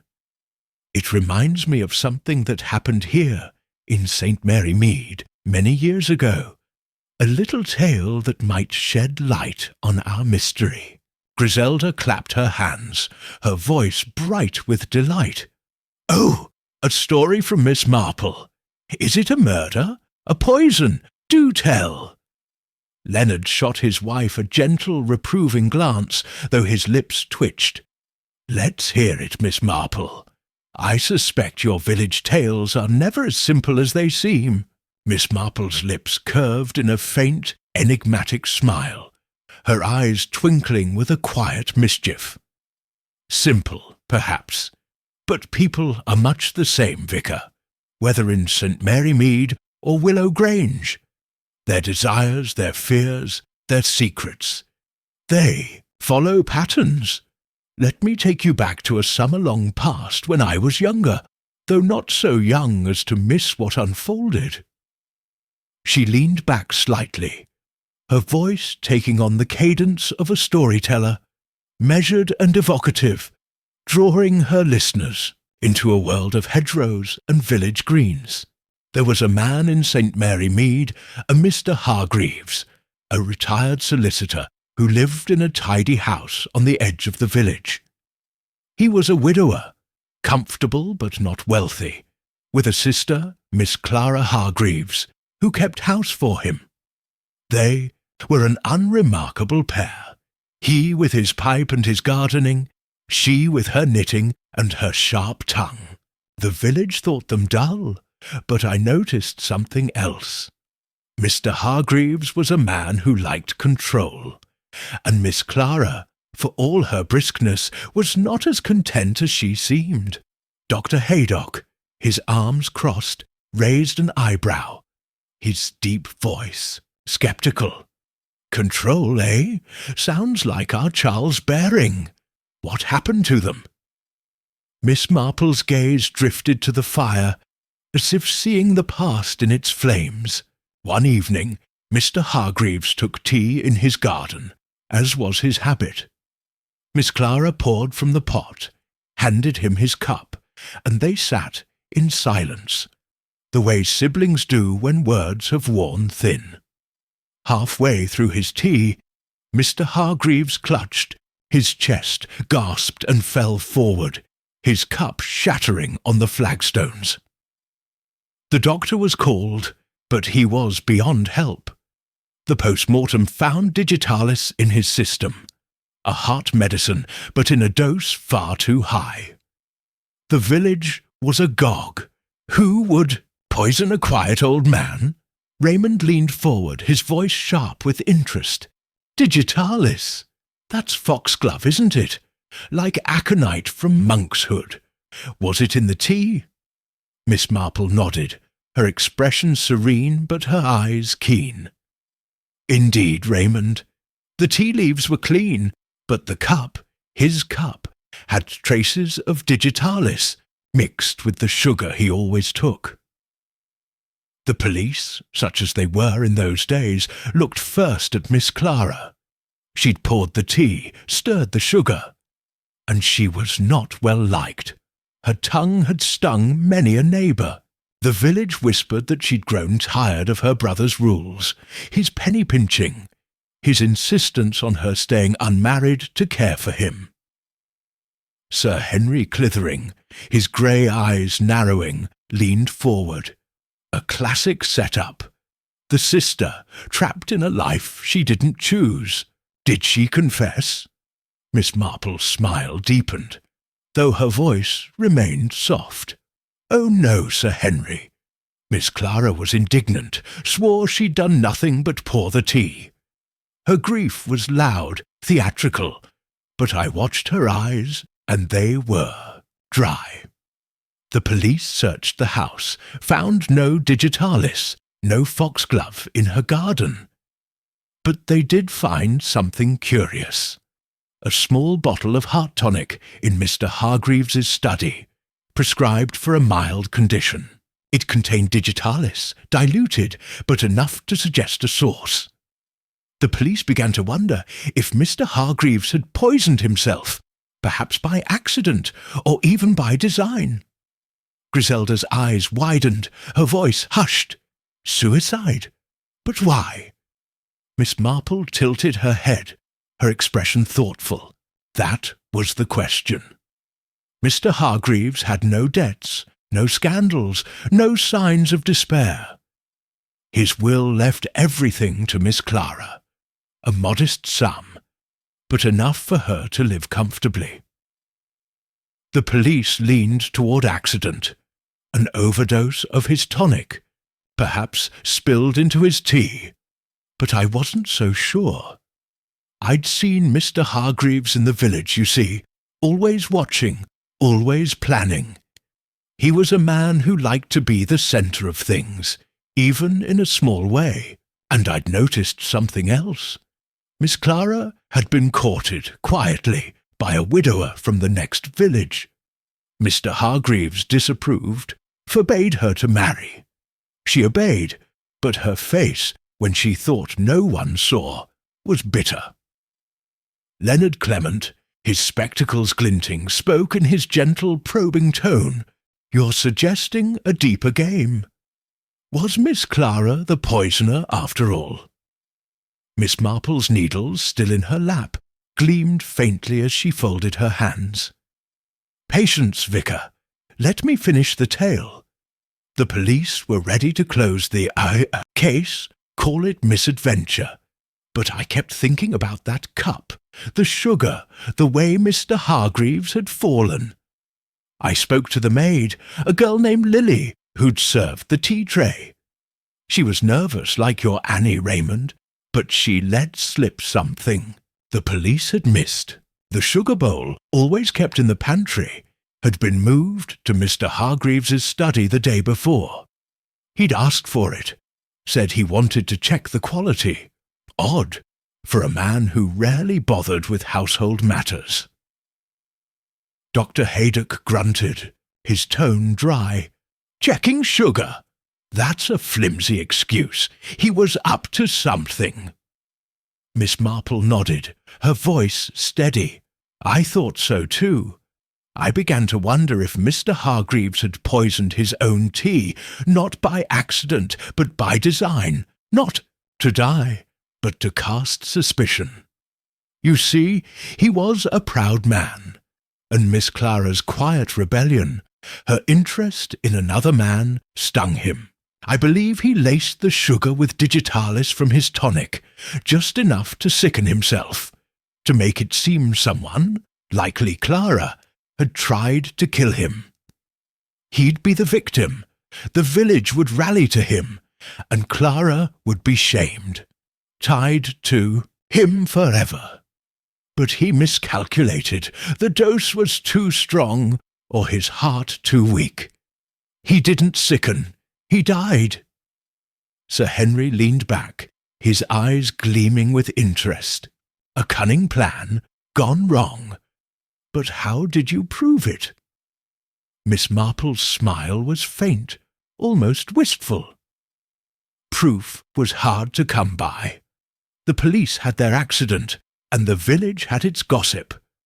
But I spoke to Lily again, asked her to recall exactly how Mr. Hargreaves took his tea. She said he'd stirred the sugar himself, something he rarely did. Clara usually prepared it, and I found in his study a scrap of paper with a chemist's note on digitalis doses tucked in a book. It wasn't enough for a court, but it was enough for me. Miss Clara left St. Mary Mead soon after, married her widower, and never spoke of her brother again." Griselda clapped her hands, her voice bright. "That's marvellous. He tried to frame his sister and killed himself instead. But how does it fit Willow Grange?" Miss Marple leaned forward slightly, her voice soft but incisive. "It fits, my dear, because it shows us a pattern. A man who plans, who manipulates, who uses poison not just to kill but to deceive. At Willow Grange we have a tart, a poison, a husband who survives. Everyone looks at the tart, the servants, the cousin, the secretary. But what if the poisoner meant to create a story, not just a death? What if Charles Baring, like Mr. Hargreaves, wanted to be the victim, the grieving widower, free to live as he pleased?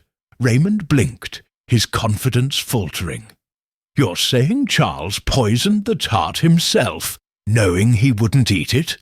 Miss Marple's eyes twinkled, though her expression remained serene. "I'm saying, Raymond, that a man who benefits from a crime is often the one who understands it best. Charles knew Eleanor's habits. She took the first slice. He knew his own. He never touched raspberries. He knew the household, the garden, the monk's hood, and he knew how to grieve, how to charm, how to slip through suspicion." Dr. Haydock rubbed his chin, his tone sceptical. "It's neat, Miss Marple, but it's guesswork. Charles never touched the tart. Annie served it under his eyes. How did he get the poison there?" Miss Marple's needles gleamed as she picked them up, resuming their rhythm. "How, indeed? That's the question, Doctor. But think beyond the tart. A dining room is full of quiet things, plates, candles, moments when eyes are elsewhere. A clever man, a patient man, could find a way to place poison where it would strike only his wife." Sir Henry leaned forward, his voice low. "You're suggesting the plate, aren't you? The one Annie washed before the police could test it." Miss Marple's smile was faint, enigmatic. "I'm suggesting, Sir Henry, that we're dazzled by the drama of the tart. Aconite is colourless, odourless in small doses. A plate, brushed with it, could transfer poison to the underside of a slice, unnoticed. And a man who plans a crime like this would know the plate would be washed, the evidence gone." Griselda shivered, her voice hushed. "That's chilling. To sit there, watching her eat, knowing—" Leonard reached for her hand, his voice gentle. "It's a dark mind that could do such a thing. But without evidence, it's only a theory." Raymond leaned back, his fingers drumming on the armrest. "A brilliant theory, Aunt Jane, but it hinges on Charles being a monster. The police found nothing, no aconite, no motive beyond gossip about Sylvia Ward." Miss Marple's needles clicked softly, a counterpoint to the fire's crackle. "Motives are like shadows, Raymond," she said, her voice soft but clear. "They shift, they hide, but they're always there. A man like Charles, with his charm, his wealth, his freedom at stake, he'd know how to cast a shadow no one could grasp. But shadows leave traces if you watch closely. Sir Henry leaned back, his expression thoughtful. Traces, yes. If only the police had tested that plate. Scotland Yard might have seen what you see, Miss Marple. Miss Marple picked up her knitting, her hands moving with quiet precision. They might have, Sir Henry, but the truth is often simpler than we think. In St. Mary Mead, in Willow Grange, it's the same. People plan, they deceive, they miscalculate, and someone always sees more than they say. The fire popped, sending a shower of sparks up the chimney, and the Tuesday nightclub fell silent, each grappling with the echo of a village tale that felt closer to Willow Grange than they dared admit. Chapter 8.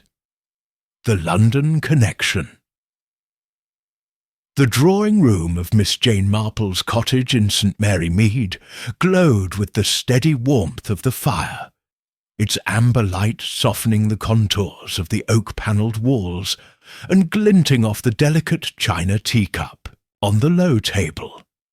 A faint thread of wood smoke wove through the air, mingling with the subtle fragrance of lavender from a small porcelain bowl on the mantel.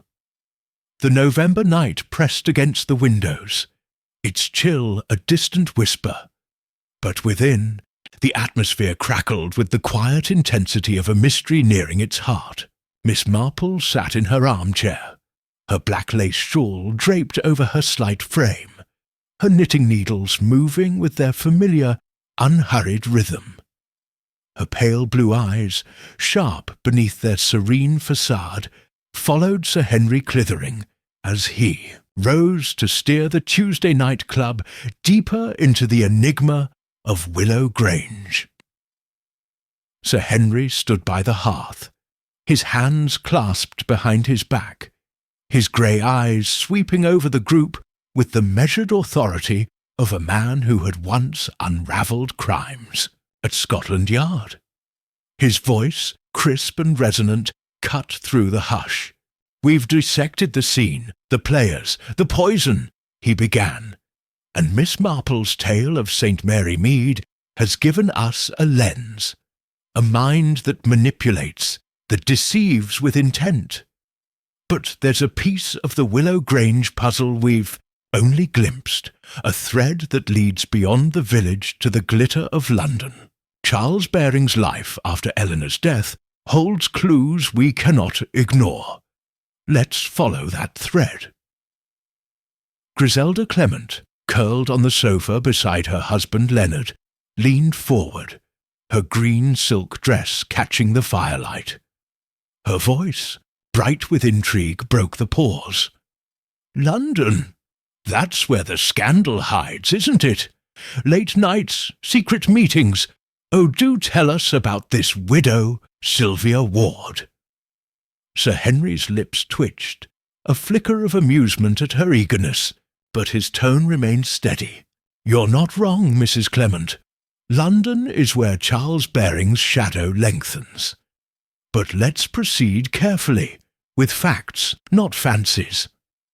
After Eleanor's death, Charles remained at Willow Grange for 3 months, a grieving widower, by all accounts. Then he sold the estate, lock, stock and barrel, and moved to a smart townhouse in Mayfair. 6 months later, he announced his engagement to Mrs. Sylvia Ward, a widow of some means. The timing raised eyebrows, but the police, by then, had let the case grow cold. Dr. Haydock, seated near the window, his weathered face etched with scepticism, tapped his fingers on the arm of his chair. 6 months is quick to remarry after a tragedy. Who was this Sylvia Ward? A fortune hunter? A femme fatale? Sir Henry paced a step, his hands still clasped, his brow furrowed. Sylvia Ward was 35, a woman of elegance and poise, with dark hair and a reputation for wit. Her husband, a shipping magnate, died 3 years prior, leaving her a comfortable income and a circle of influential friends. She was no adventuress, but she moved in London's high society, theatre suppers, charity galas, that sort of thing. Charles had known her for at least a year before Eleanor's death. They'd been seen together at a play, a restaurant, though always in company, never alone. The police investigated her, of course, but found no evidence of collusion, no letters, no payments, no witnesses to anything improper. Leonard Clement, his spectacles glinting as he tilted his head, spoke in his gentle, probing tone. A respectable widow, then, but respectability can cloak ambition. Did she gain from Eleanor's death? Sir Henry paused, his gaze sharpening. Financially, no. Sylvia had her own money, more than enough for her lifestyle. But socially, emotionally, yes, she gained. Her engagement to Charles elevated her status. He was wealthier, more connected than her late husband. The police wondered if she'd pressed Charles to act, to clear the way for their future. But they had no proof.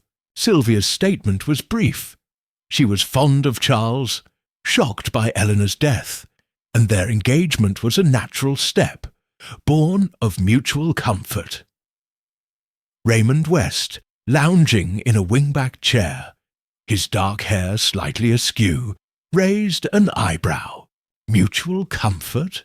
That's a polite way to say they were in love, or plotting.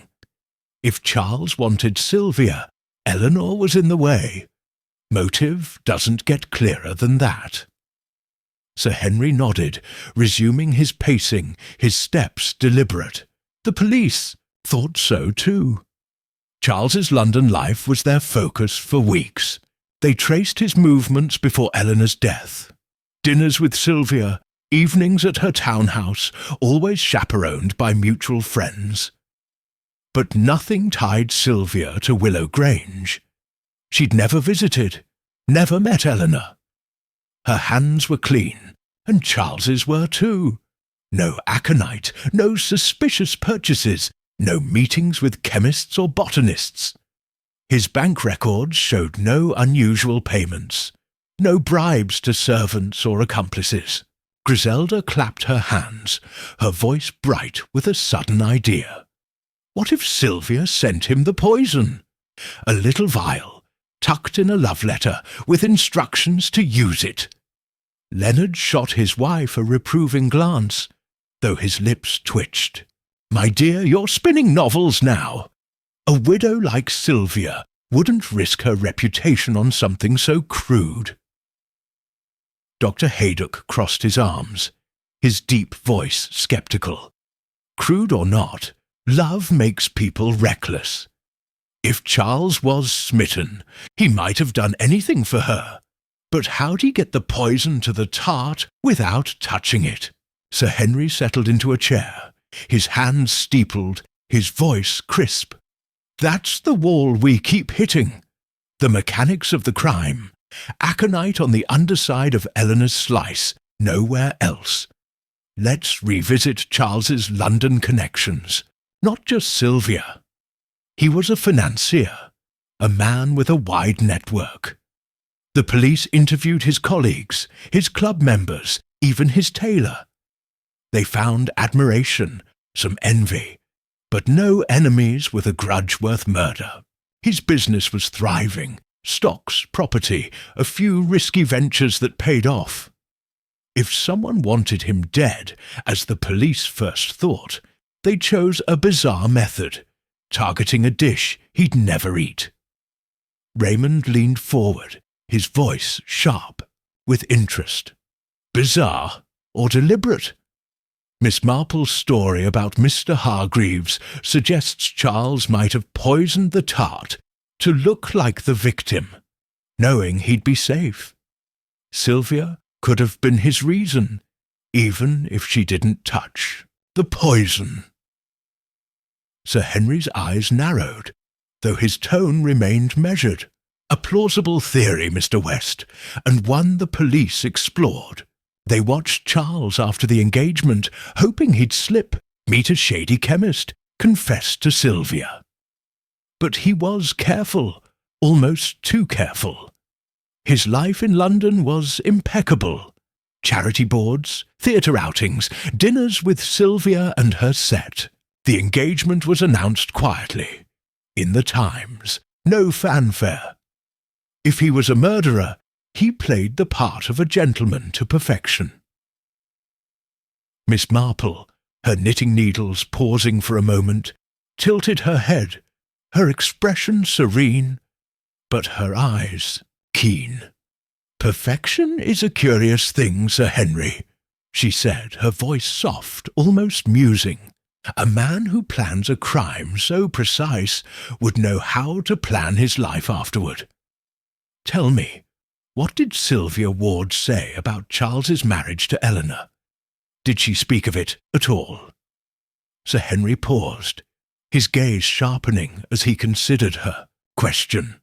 "A sharp point, Miss Marple. Sylvia's statement to the police was guarded.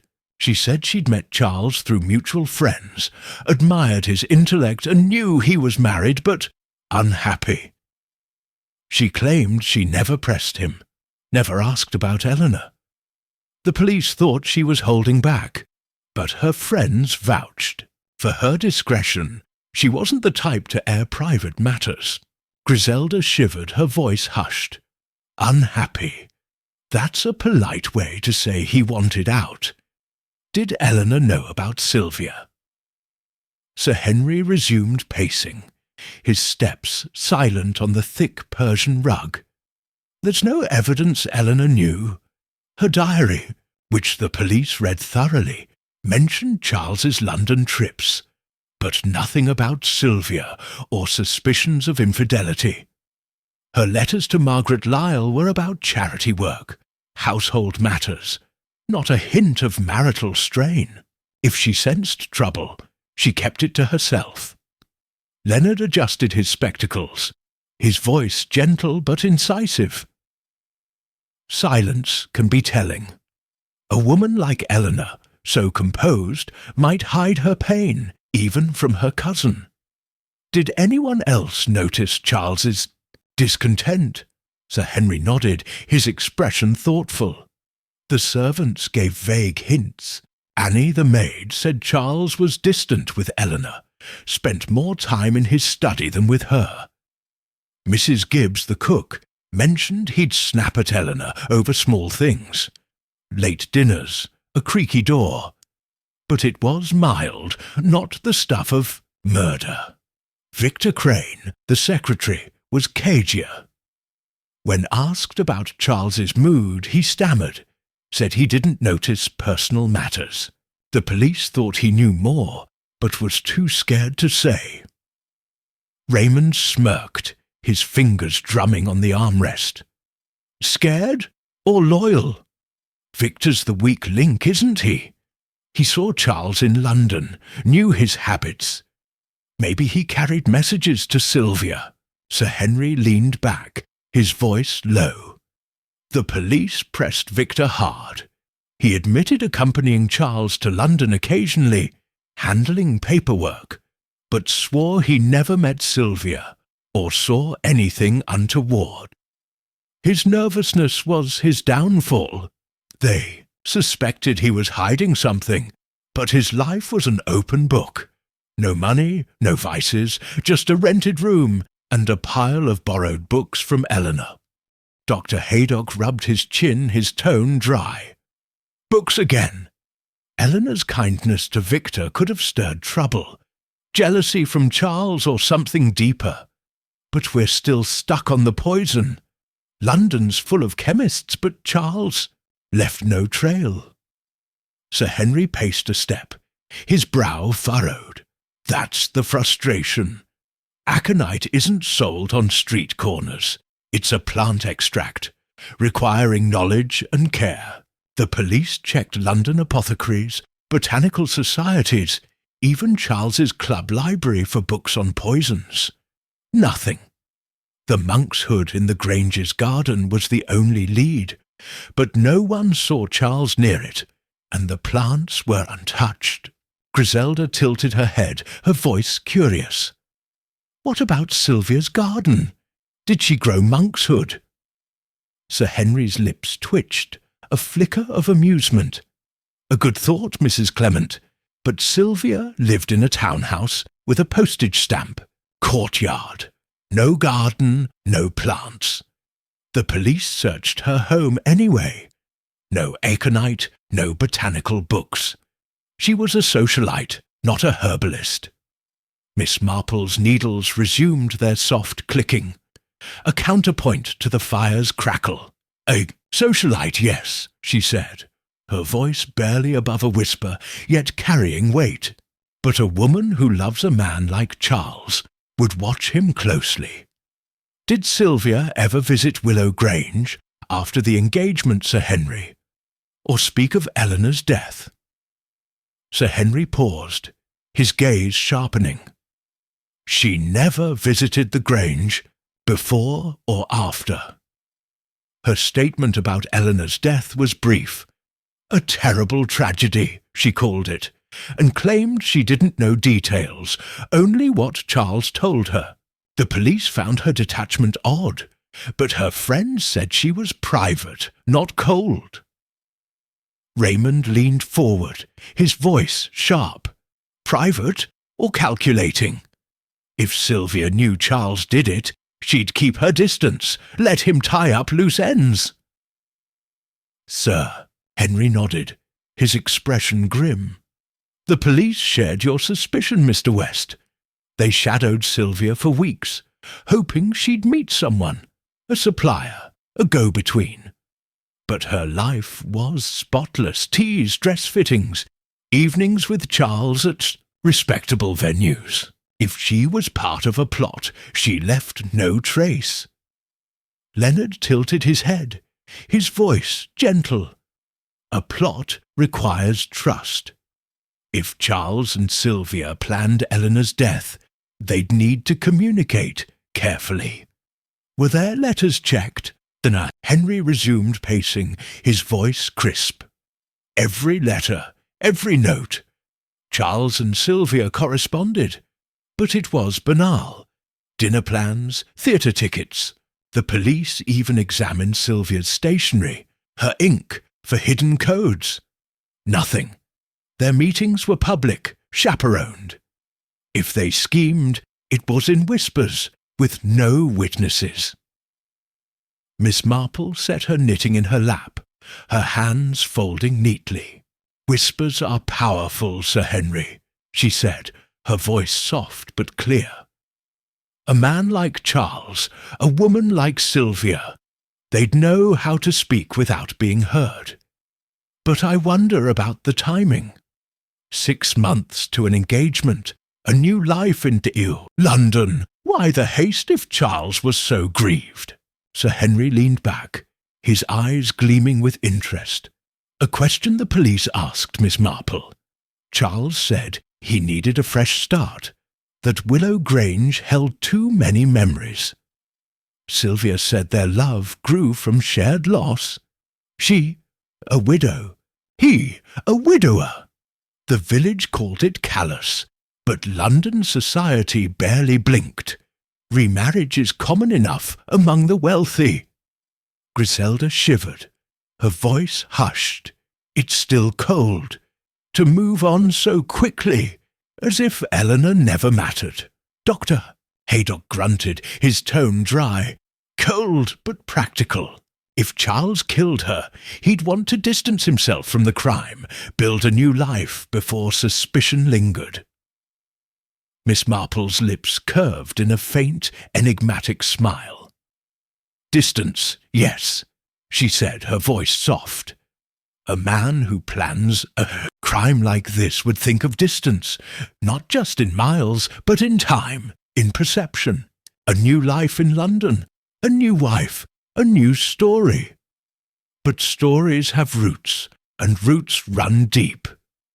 What did Charles leave behind at Willow Grange, I wonder? Sir Henry leaned forward, his voice low. You're pointing to something left undone, Miss Marple. A mistake, a clue. Miss Marple picked up her knitting, her needles resuming their rhythm. I'm pointing nowhere yet, Sir Henry. Only noting that a man who moves so swiftly from grief to joy is a man who knows his path is clear. And in a city like London, or a village like St. Mary Mead, someone always sees the path others try to hide. The fire popped, sending a shower of sparks up the chimney, and the Tuesday night club fell silent, each wrestling with the shadow of Charles Baring's new life. A life built, perhaps, on the ashes of a carefully laid plan. Chapter 9. The Mechanics of Murder. The drawing-room of Miss Jane Marple's cottage in St. Mary Mead was a haven of warmth, the fire's golden glow casting intricate shadows across the polished oak furniture, and the delicate china teacup on the low table. A faint wisp of wood smoke curled through the air, blending with the subtle scent of lavender from a porcelain bowl on the mantel. The November night pressed against the windows, its chill a distant murmur, but within the atmosphere was charged with the electric tension of a mystery poised on the brink of clarity. Miss Marple sat in her armchair, her black lace shawl draped over her slight frame, her knitting needles moving with their quiet, relentless rhythm. Her pale blue eyes, sharp beneath their serene facade, surveyed the Tuesday night club as they leaned into the heart of the Willow Grange enigma, their faces alight with speculation and debate. Raymond West, lounging in a wingback chair, his dark hair catching the firelight, broke the hush, his voice sharp with the eagerness of a man sensing the puzzle's core. We've circled the crime from every angle, he began, leaning forward, his elbows on his knees. The dining room, Eleanor, Charles, the servants, even London's glitter. But we're still tripping over the same stone. How was the poison delivered? Aconite on one slice of tart, and only that slice with Charles and Eleanor watching. It's like a locked room trick, and we need to crack the mechanics of it. Griselda Clement, curled on the sofa beside her husband Leonard, clutched a cushion, her green silk dress shimmering faintly. Her voice, bright with curiosity, cut through the pause. It's positively wizardly. One moment, the tart's safe. The next, Eleanor's slice is deadly. Was it sleight of hand? A hidden syringe?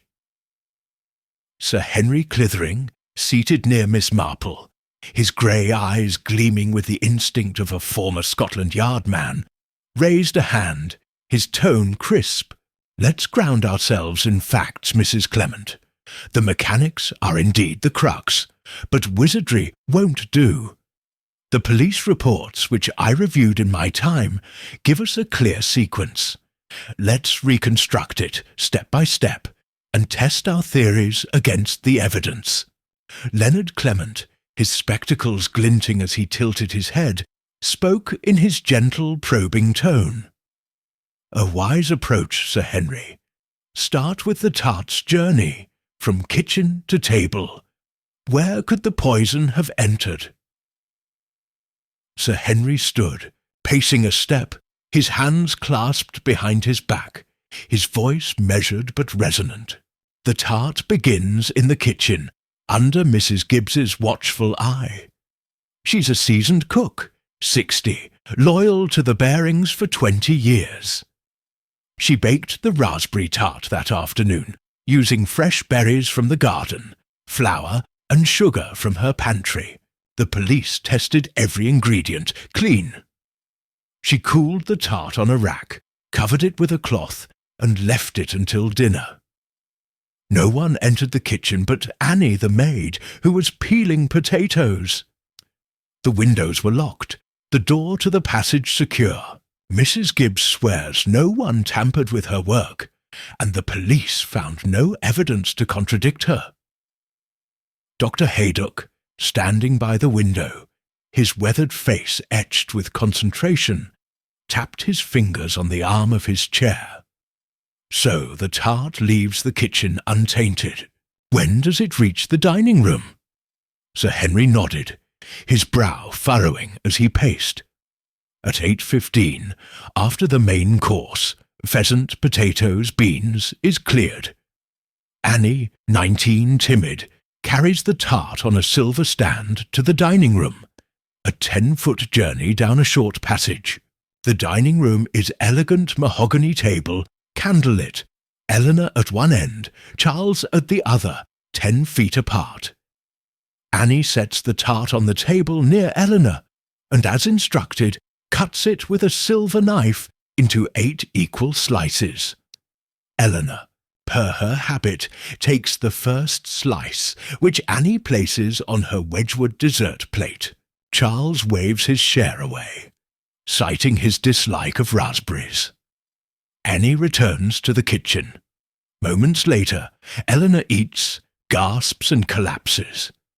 The autopsy confirms aconite, concentrated on the underside of her slice. Griselda tilted her head, her voice eager. The underside, that's the key, isn't it? The poison wasn't sprinkled on top, or Eleanor would have tasted it. How do you poison just the bottom of one slice? Raymond leaned forward, his voice sharp with challenge. Exactly. It's not like Annie could flip the slice and brush poison on it mid-serve, with Charles watching. Could the knife have been coated? Sir Henry shook his head, resuming his pacing, his steps deliberate. The police tested the knife. Clean. They considered a poisoned blade, but the cut was even, no residue on other slices. The remaining tart left on the stand was untainted, as were the other plates in the sideboard. The aconite was specific to Eleanor's slice, and only its underside, as if it had been applied with precision. Leonard adjusted his spectacles, his voice soft but incisive. Precision suggests intent. Could the poison have been in the dining room before the tart arrived? On the plate, perhaps? Sir Henry paused, his gaze sharpening. A possibility, Vicar, and one Miss Marple hinted at earlier. The dessert plates were Wedgwood, stored in a walnut sideboard near Eleanor's end of the table. Annie fetched them just before serving the tart. The police meant to test Eleanor's plate, but Annie, in her panic after the collapse, washed it along with the others. The remaining plates were clean, no aconite. If the plate was the source, the evidence was gone before anyone thought to look. Dr. Haydock crossed his arms, his deep voice sceptical. A poisoned plate is clever, but risky. How do you ensure Eleanor gets the right one? Annie could have given it to Charles, or used another. Sir Henry nodded, settling into a chair, his hands steepled. That's the flaw in the theory. The plates were identical, stacked in the sideboard's cabinet. Annie grabbed 2, served Eleanor first, as was custom. If the killer coated one plate, they'd need to mark it or stack it deliberately, and Annie noticed nothing unusual. No strange marks, no sticky residue. She was distraught, but her statement was clear. She took the plates, served the tart, saw nothing odd. Griselda clapped her hands, her voice bright with a sudden idea. What if the poison was in the sideboard? A vial, hidden, that Annie brushed against without knowing. Leonard shot his wife a gentle glance, his voice soft. My dear, that's a stretch. A vial would have been found, or Annie would have noticed something. Sir Henry's lips twitched, a flicker of amusement. The police searched the sideboard thoroughly. Drawers, shelves, every inch. No vials, no stains, just plates, silverware, napkins. The sideboard was old, carved walnut, but nothing suggested tampering. Still, the plate theory lingers, because the tart's journey from kitchen to table offers no other point of interference. Raymond smirked, his fingers drumming on the armrest. Unless Charles did it himself. He's the one who benefits. Eleanor's fortune, a new life with Sylvia Ward. He's in the room, 10 feet away, but close enough to distract or act if Annie's back is turned. Sir Henry leaned back, his voice crisp. The police leaned hard on Charles. His statement was unwavering. He sipped wine, talked to Eleanor, never approached the tart. Annie confirmed he stayed at his end of the table, never touched the stand or the plates. His hands were clean, no aconite on his clothes, in his study or his car. His dislike of raspberries was well known, corroborated by Mrs. Gibbs. If he poisoned the plate, he did it before dinner. But how? He was in his study all afternoon, with Victor Crane nowhere near the dining room. Dr. Haydock rubbed his chin, his tone dry. A financier's clever enough to plan ahead. Could he have slipped into the dining room earlier, coated a plate, stacked it to ensure Eleanor got it? Sir Henry paced a step, his brow furrowed. Possible, but tight. The dining room was prepared by Annie at 6. Table set, sideboard checked. Charles was with Victor until 7, then dressed for dinner. The police timed it. He'd have had minutes to act, risking Annie or Mrs. Gibbs seeing him. And aconite isn't a casual poison. It's an extract, colourless, odourless in small doses. But you need to prepare it. Boil monkshood, distill it. The garden had monkshood, but no plants were cut. No tools showed residue. Charles's study had no botanical books, no equipment. Griselda shivered. Her voice hushed. Monkshood in the garden, just waiting. It's like the house itself was part of the plot. Leonard reached for her hand, his voice gentle. Nature provides, but humans decide. If Charles used monkshood, he'd need knowledge. Where did he get it? Sir Henry resumed pacing, his voice low. That's the gap. Charles was no botanist, but he was sharp, resourceful.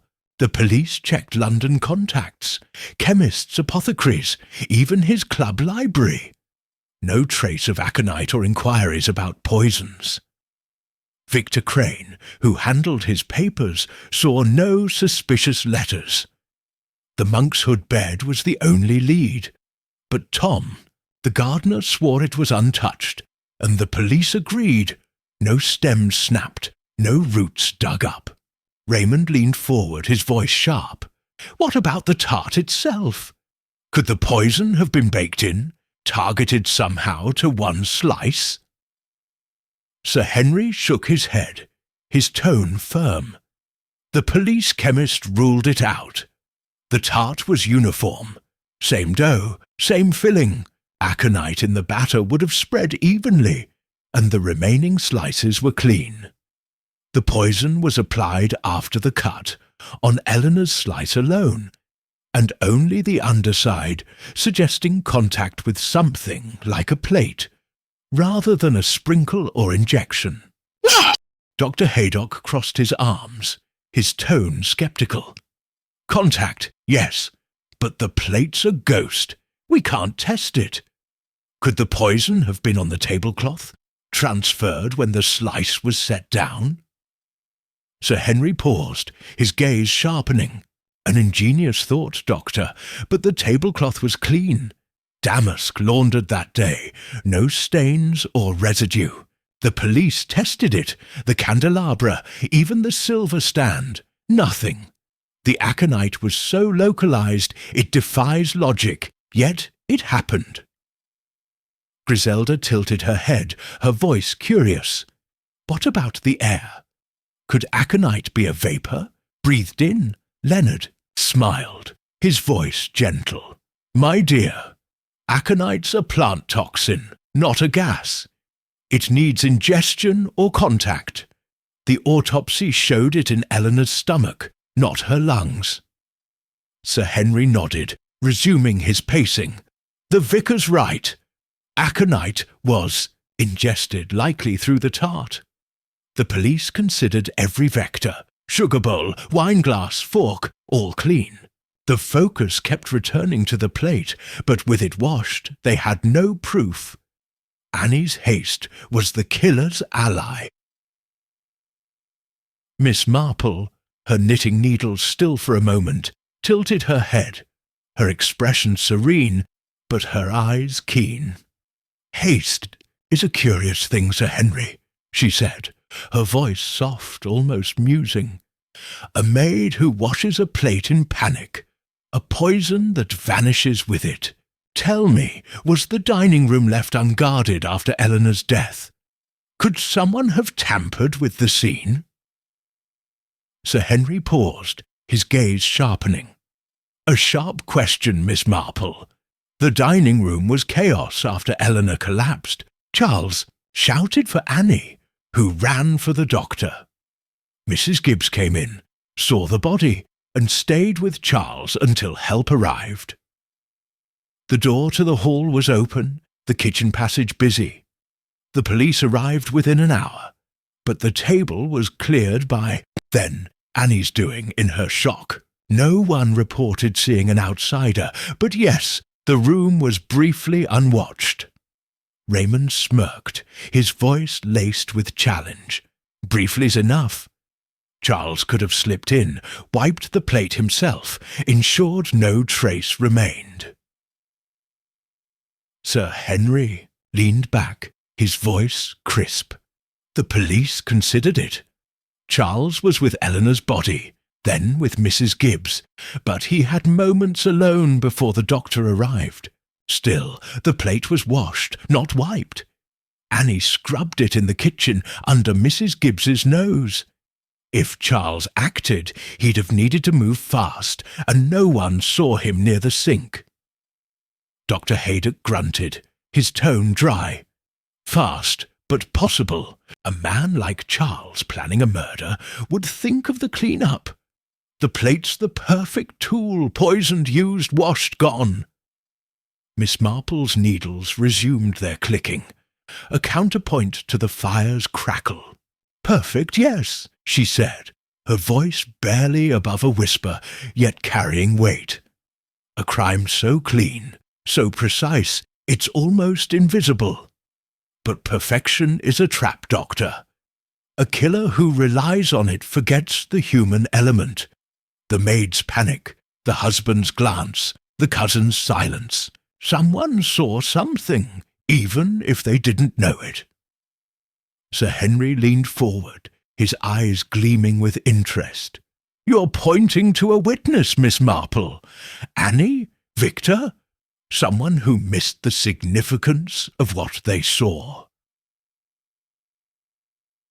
Miss Marple set her knitting in her lap, her hands folding neatly. I'm pointing to the nature of a household, Sir Henry, she said, her voice soft but clear. Willow Grange was a place of habits. Eleanor's first slice, Charles's refusal, Annie's service. A killer who uses those habits knows them intimately. But habits are watched by servants, by visitors, by eyes that don't speak. The eyesore mechanics of this murder are not just in the poison, but in the moment someone chose to act, and the moment someone chose to look away. Griselda shivered, her voice hushed. That's chilling. To think the answer was there in the room, hidden in plain sight. Leonard reached for her hand, his voice gentle. Hidden, yes, but Miss Marple's right. Someone always sees. The trick is knowing what they saw.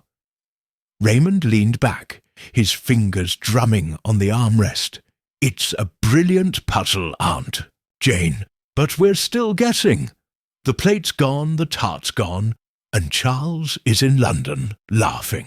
Without evidence, it's just a story. Miss Marple's lips curved in a faint, enigmatic smile. Stories are powerful, Raymond, she said, her voice soft. They show us the shape of things, the why, if not the how. A man who plans, crime this precise leaves a shape, a pattern. And patterns, like shadows, can be followed if you know where to look. Sir Henry leaned back, his expression thoughtful. A pattern, yes. If only the police had seen it. Scotland Yard missed the plate, the moment, the truth. Miss Marple picked up her knitting, her needles resuming their rhythm. They missed it, Sir Henry, because they looked for the dramatic, the tart, the poison, the villain. But truth is quieter, hidden in the things we take for granted. In a dining room, in a village, someone always sees the quiet things, if you ask the right questions. The fire popped, sending a shower of sparks up the chimney, and the Tuesday night club fell silent, each grappling with the mechanics of a murder that was as precise as it was elusive, and the possibility that the answer lay not in the tart, but in the fleeting, unnoticed moments of a fatal night. Chapter 10. The Final Piece. The drawing-room of Miss Jane Marple's cottage in St. Mary Mead was a sanctuary of warmth, the fire's amber glow casting a soft radiance across the polished oak furniture and the delicate china teacup on the low table.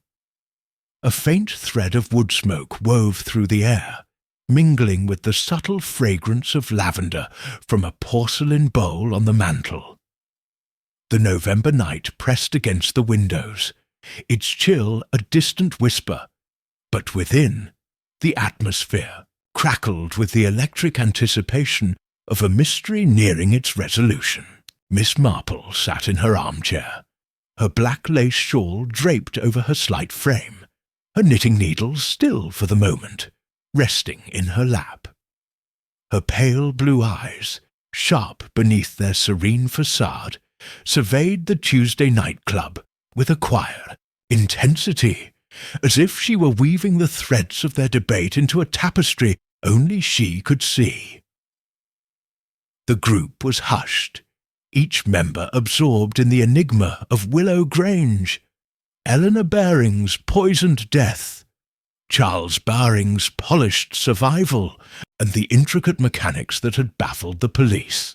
Raymond West lounged in a wingback chair, his dark hair catching the firelight, his expression a mix of scepticism and intrigue. Griselda Clement, curled on the sofa beside her husband Leonard, clutched a cushion, her green silk dress shimmering faintly, her eyes wide with expectation. Leonard, his spectacles glinting, sat with his hands clasped, his thoughtful demeanour a counterpoint to his wife's exuberance. Dr. Haydock stood by the window, his weathered face etched with concentration, while Sir Henry Clithering, formerly of Scotland Yard, leaned forward in his seat, his grey eyes alight with the instinct of a seasoned hunter. Miss Marple broke the silence, her voice soft but clear, each word chosen with the precision of a needle threading silk. "We've unravelled much tonight," she began, her hands folding neatly over her knitting. A dining room where death struck with chilling precision, a husband whose grief fits too neatly, a household where habits were both weapon and shield. Your tale, Raymond, and your insights, Sir Henry, have brought us close to the truth. But we lack the final piece, the moment where the puzzle locks into place.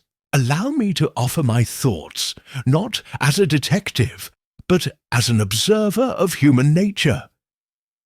Griselda clapped her hands, her voice bright with delight.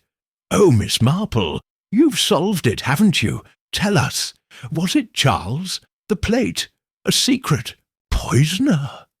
Leonard shot his wife a gentle, reproving glance, though his lips twitched. "Patience, my dear. Let Miss Marple speak. I suspect her solution will be as subtle as her knitting." Miss Marple's lips curved in a faint, enigmatic smile, her eyes twinkling with quiet amusement. "Subtle, perhaps, Vicar, but truth often is. Let me begin with what we know, and then with what I believe.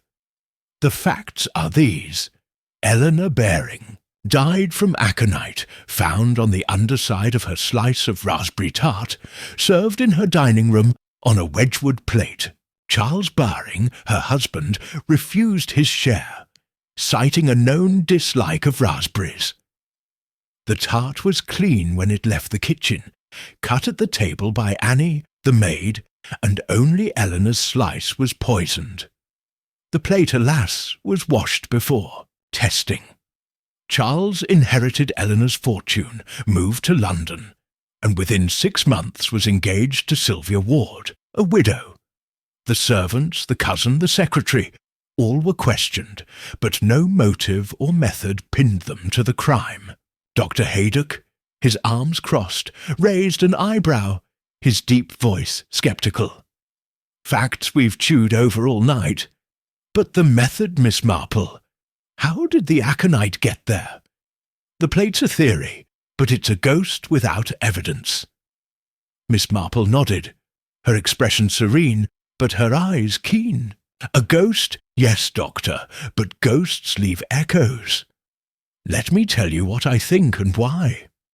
Charles Baring is the key, not because he's the only suspect, but because he's the only one who fits the pattern.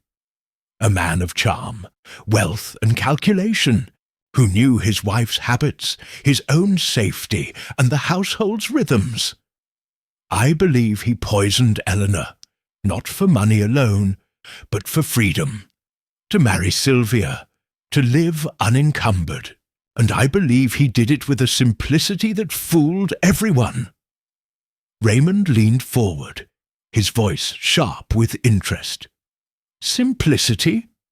Aunt Jane, you're saying Charles poisoned the tart, but how? He never touched it, never left his seat. Annie served it under his eyes." Miss Marple leaned back slightly, her voice taking on the cadence of a storyteller, measured and evocative. "Not the tart, Raymond. The plate. The tart is the distraction, the dramatic flourish we're meant to see. Aconite, colourless and odourless in small doses, could be applied to a plate. A thin layer brushed on, perhaps with a cloth or a glove, hours before dinner. When Annie placed Eleanor's slice on that plate, the poison transferred to the underside, where it would touch the crust as Eleanor ate. Charles, knowing he'd refused the tart, was safe. The plate, washed in Annie's panic, carried its secret to the sink. Sir Henry Clithering, his grey eyes narrowing, leaned forward. "The plate again. It's a compelling theory, Miss Marple. But how did Charles ensure Eleanor got the poisoned plate? The sideboard held a stack, and Annie chose 2 at random." Miss Marple's smile deepened, though her voice remained soft. "Did she choose at random, Sir Henry? Annie was a creature of habit, like everyone at Willow Grange. She served Eleanor first, always, as custom dictated. Charles, who knew the household's ways, could have prepared 1 plate, perhaps the topmost in the stack, or one he marked faintly, too subtle for Annie to notice in the candlelight. He had time that afternoon, while Annie was busy, while Mrs. Gibbs was in the kitchen. The dining room was quiet, the sideboard unguarded. A man like Charles, meticulous, would leave nothing to chance. Griselda's eyes widened, her voice hushed. That's diabolical. To coat a plate, knowing it would kill her and sit there, chatting while she ate. Leonard reached for her hand, his voice gentle. A dark mind indeed. But Miss Marple, the aconite, where did Charles get it? The monk's hood in the garden was untouched, and he left no trail in London. Miss Marple tilted her head, her expression thoughtful. The garden is another distraction, Vicar. Monk's hood is common enough, not just at Willow Grange, but in any village or estate. Charles, a man who travelled, who planned, could have acquired it elsewhere. Perhaps on a London trip, from a florist or a greenhouse, under the guise of buying plants. Or he might have studied it quietly, in a library, learning to extract aconite, with simple tools. A financier's mind is patient, methodical. He'd know how to hide his tracks. No purchases, no letters, just a vial prepared in secret, used and discarded. Dr. Haydock rubbed his chin, his tone sceptical. A vial? Discarded where? The police searched his study, his car, the house, and aconite's not child's play. It takes knowledge, equipment. Miss Marple's eyes twinkled, though her expression remained serene. Knowledge, yes, but not as much as you think, Doctor. Aconite can be boiled from monkshood roots, or leaves a process simple enough for a determined man with a stove and a bottle. Charles had privacy in his study, moments alone.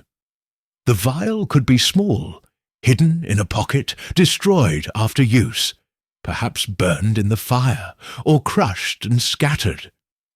The police looked for drama, bottles, books, tools, but Charles was subtler. He needed only a moment and a plan. Raymond blinked, his confidence faltering. It's ingenious, Aunt Jane, but it's still a theory. The police found nothing, no mark on the plate, no trace of aconite anywhere but the tart. Miss Marple nodded, her voice steady.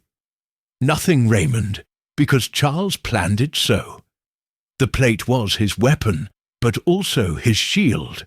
Annie's washing erased the evidence, and Charles's performance, his shock, his grief, sealed the illusion.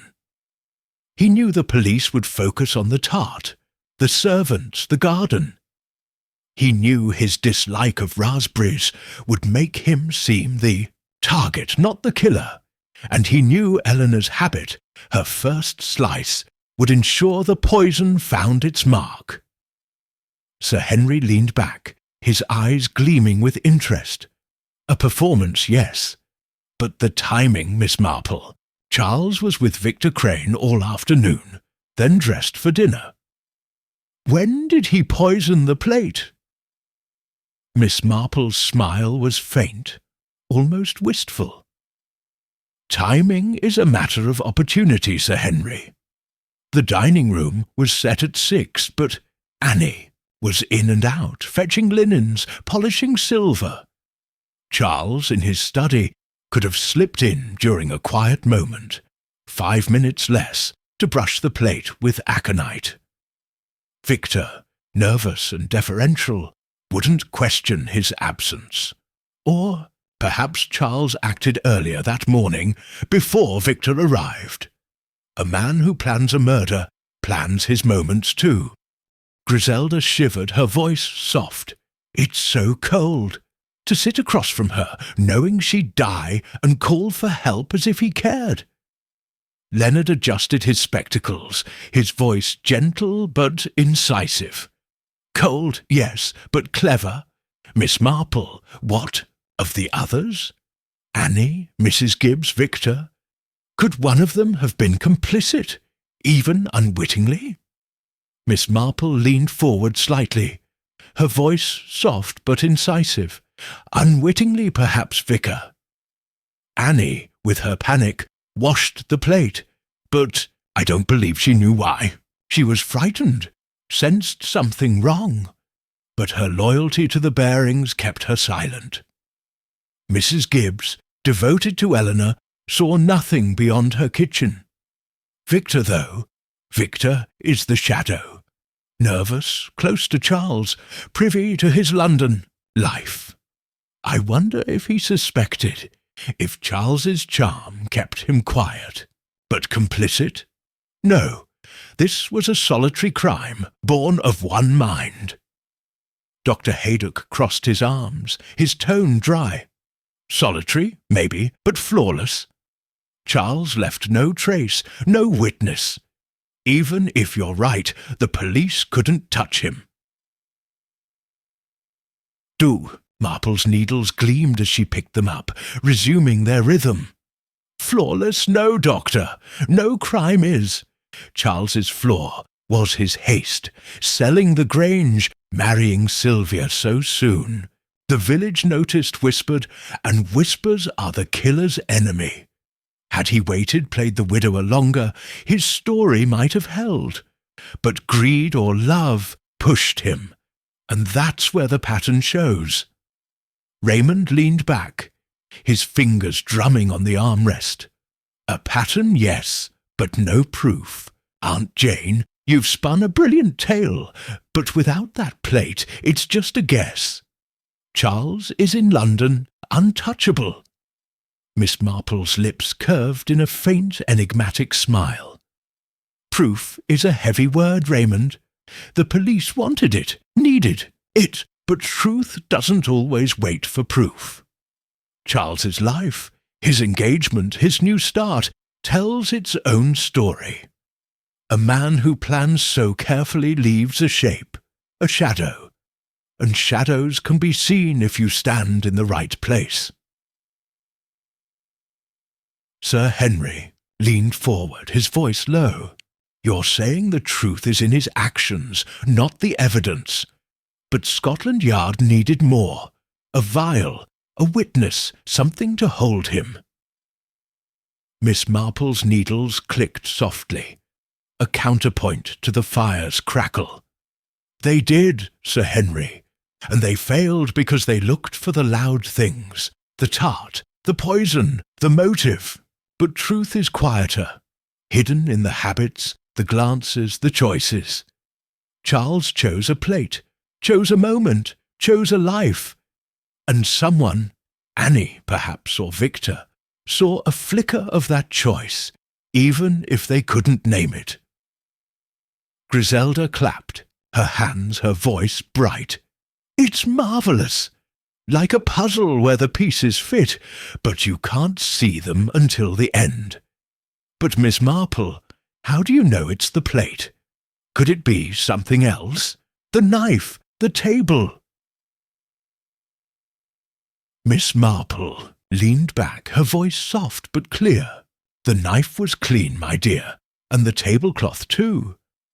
The tart was whole until Annie cut it, and only Eleanor's slice was poisoned. The plate is the silent partner, the thing no one questions. Aconite, brushed on, would cling to the porcelain, transfer to the crust, and vanish with a scrub. It's simple, and Charles was a man who understood simplicity. Leonard tilted his head, his voice gentle. Simple, yes, but devastating. If you're right, Miss Marple, Charles is a monster, hiding behind charm. Miss Marple's smile was faint, almost wistful. Not a monster, Vicar, but a man, driven by desire, shaped by calculation. People are not so different in St. Mary Mead or Willow Grange. They want, they plan, they err. And someone always sees the error if you ask the right questions. Doctor, Haydock grunted, his tone dry. Questions, yes, but answers. Without that plate, Charles walks free. Your story's tight, Miss Marple, but it's air without evidence. Miss Marple's eyes twinkled, though her expression remained serene. Air, perhaps, Doctor, but air carries whispers. The village whispered of Charles's haste, Sylvia's shadow. Those whispers are evidence of a kind, not for a court, but for the truth. And truth, in time, finds its way. Sir Henry leaned back, his expression thoughtful. Truth, yes. If only Scotland Yard had your eyes, Miss Marple. The plate, the pattern, they missed it, and Charles slipped through. Miss Marple picked up her knitting, her needles resuming their rhythm. They missed it, Sir Henry, because they sought the complex, the clever. But murder is often simple. A choice, a moment, a silence. In a dining room, in a village, someone always sees the silence, if you listen closely.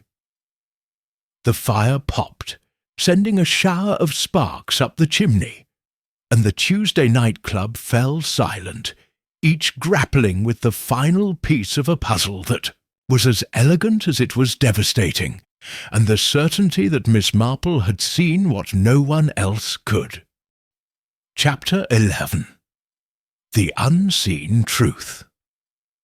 The drawing-room of Miss Jane Marple's cottage in St. Mary Mead glowed with the fading warmth of the fire, its embers casting a soft, flickering light across the polished oak furniture and the delicate china teacup on the low table. A faint haze of wood smoke lingered in the air, entwined with the subtle fragrance of lavender from a small porcelain bowl on the mantel. The November night pressed against the windows, its chill a distant murmur. But within, the atmosphere was thick with the weight of a mystery laid bare. Miss Marple sat in her armchair, her black lace shawl draped over her slight frame, her knitting needles resting in her lap. Their work paused, as if in reverence for the moment. Her pale blue eyes, sharp beneath their serene facade, surveyed the Tuesday night club with a quiet authority, as if she had woven their scattered threads into a tapestry of truth. The group sat in a hush, each member grappling with Miss Marple's revelation, the poisoned plate, Charles Baring's calculated deception, the silent mechanics of a murder that had slipped through the fingers of justice. Raymond West lounged in a wingback chair, his dark hair catching the firelight, his expression a blend of awe and scepticism. Griselda Clement, curled on the sofa beside her husband Leonard, clutched a cushion, her green silk dress shimmering faintly, her eyes wide with a mix of wonder and unease. Leonard, his spectacles glinting, sat with his hands clasped, his thoughtful demeanour tempered by a quiet reverence for the solution. Dr. Haydock stood by the window, his weathered face etched with grudging admiration, while Sir Henry Clithering, formerly of Scotland Yard, leaned forward in his seat, his grey eyes alight with the recognition of a master at work. Raymond broke the silence, his voice sharp but tinged with reluctant respect. Aunt Jane, you've spun a tale that's as tight as a drum. Charles, the plate, the aconite, it fits like a glove. But it's all air, isn't it? No proof, no witness, just a pattern you've seen where the police saw nothing. How do you make it stick? Miss Marple leaned back slightly, her hands folding neatly over her knitting, her voice soft but clear, each word chosen with the precision of a jeweller setting a stone. Proof is a heavy burden, Raymond, she said, her eyes twinkling with quiet amusement. The police sought it, needed it, but truth doesn't always bend to such demands. At Willow Grange, the truth lies in the unseen, in the habits, the choices, the silences that Charles Baring counted on. My task is not to convict, but to understand, and I believe I do. Griselda leaned forward, her voice hushed with awe. "It's like a ghost story, only real." Charles, sitting there, knowing the plate would kill her, and no one saw a thing. "But Miss Marple, how are you so sure it's the plate? Couldn't it be something else, a trick we haven't thought of?" Miss Marple's lips curved in a faint, enigmatic smile, her expression serene, but her eyes keen. "A fair question, my dear.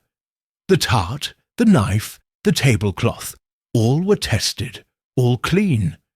The aconite was on the underside of Eleanor's slice, nowhere else, suggesting contact with something beneath it. The plate, Wedgwood, delicate, was the silent partner, the thing no one questions. A thin layer of aconite, brushed on with care, would cling to the porcelain, transfer to the crust, and vanish with Annie's scrubbing. It's simple, and Charles was a man who understood the power of simplicity. Dr. Haydock, his arms crossed, grunted, his deep voice laced with scepticism. "Simple, yes, but devilishly hard to prove.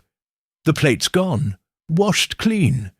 Even if Charles coated it, he left no trace, no vial, no brush, no witness. You're asking us to believe he's a magician pulling off a murder without a single misstep." Miss Marple tilted her head, her voice steady, almost musing. "Not a magician, Doctor, but a planner. Charles Baring was a financier, a man who weighed risks, calculated outcomes. He knew Eleanor's habit of taking the first slice, his own refusal of raspberries, Annie's haste to clean. He needed no elaborate tools, a small vial, a cloth, a moment alone in the dining room. The aconite, distilled from monkshood, could be prepared in secret, perhaps in London, far from prying eyes. The vial, discarded, might have been crushed underfoot, its fragments swept away. The police looked for drama, but Charles chose the quiet path. Sir Henry Clithering, his grey eyes narrowing, leaned forward, his voice crisp. "The quiet path, yes. Your theory, Miss Marple, is elegant, almost too elegant. But let's test it. Charles had opportunity, you say, to poison the plate before dinner. The dining room was set at 6, Annie bustling about. He was with Victor, Crane until 7, then dressed for dinner.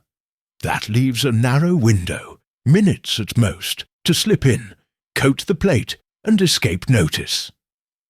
Miss Marple nodded, her expression thoughtful.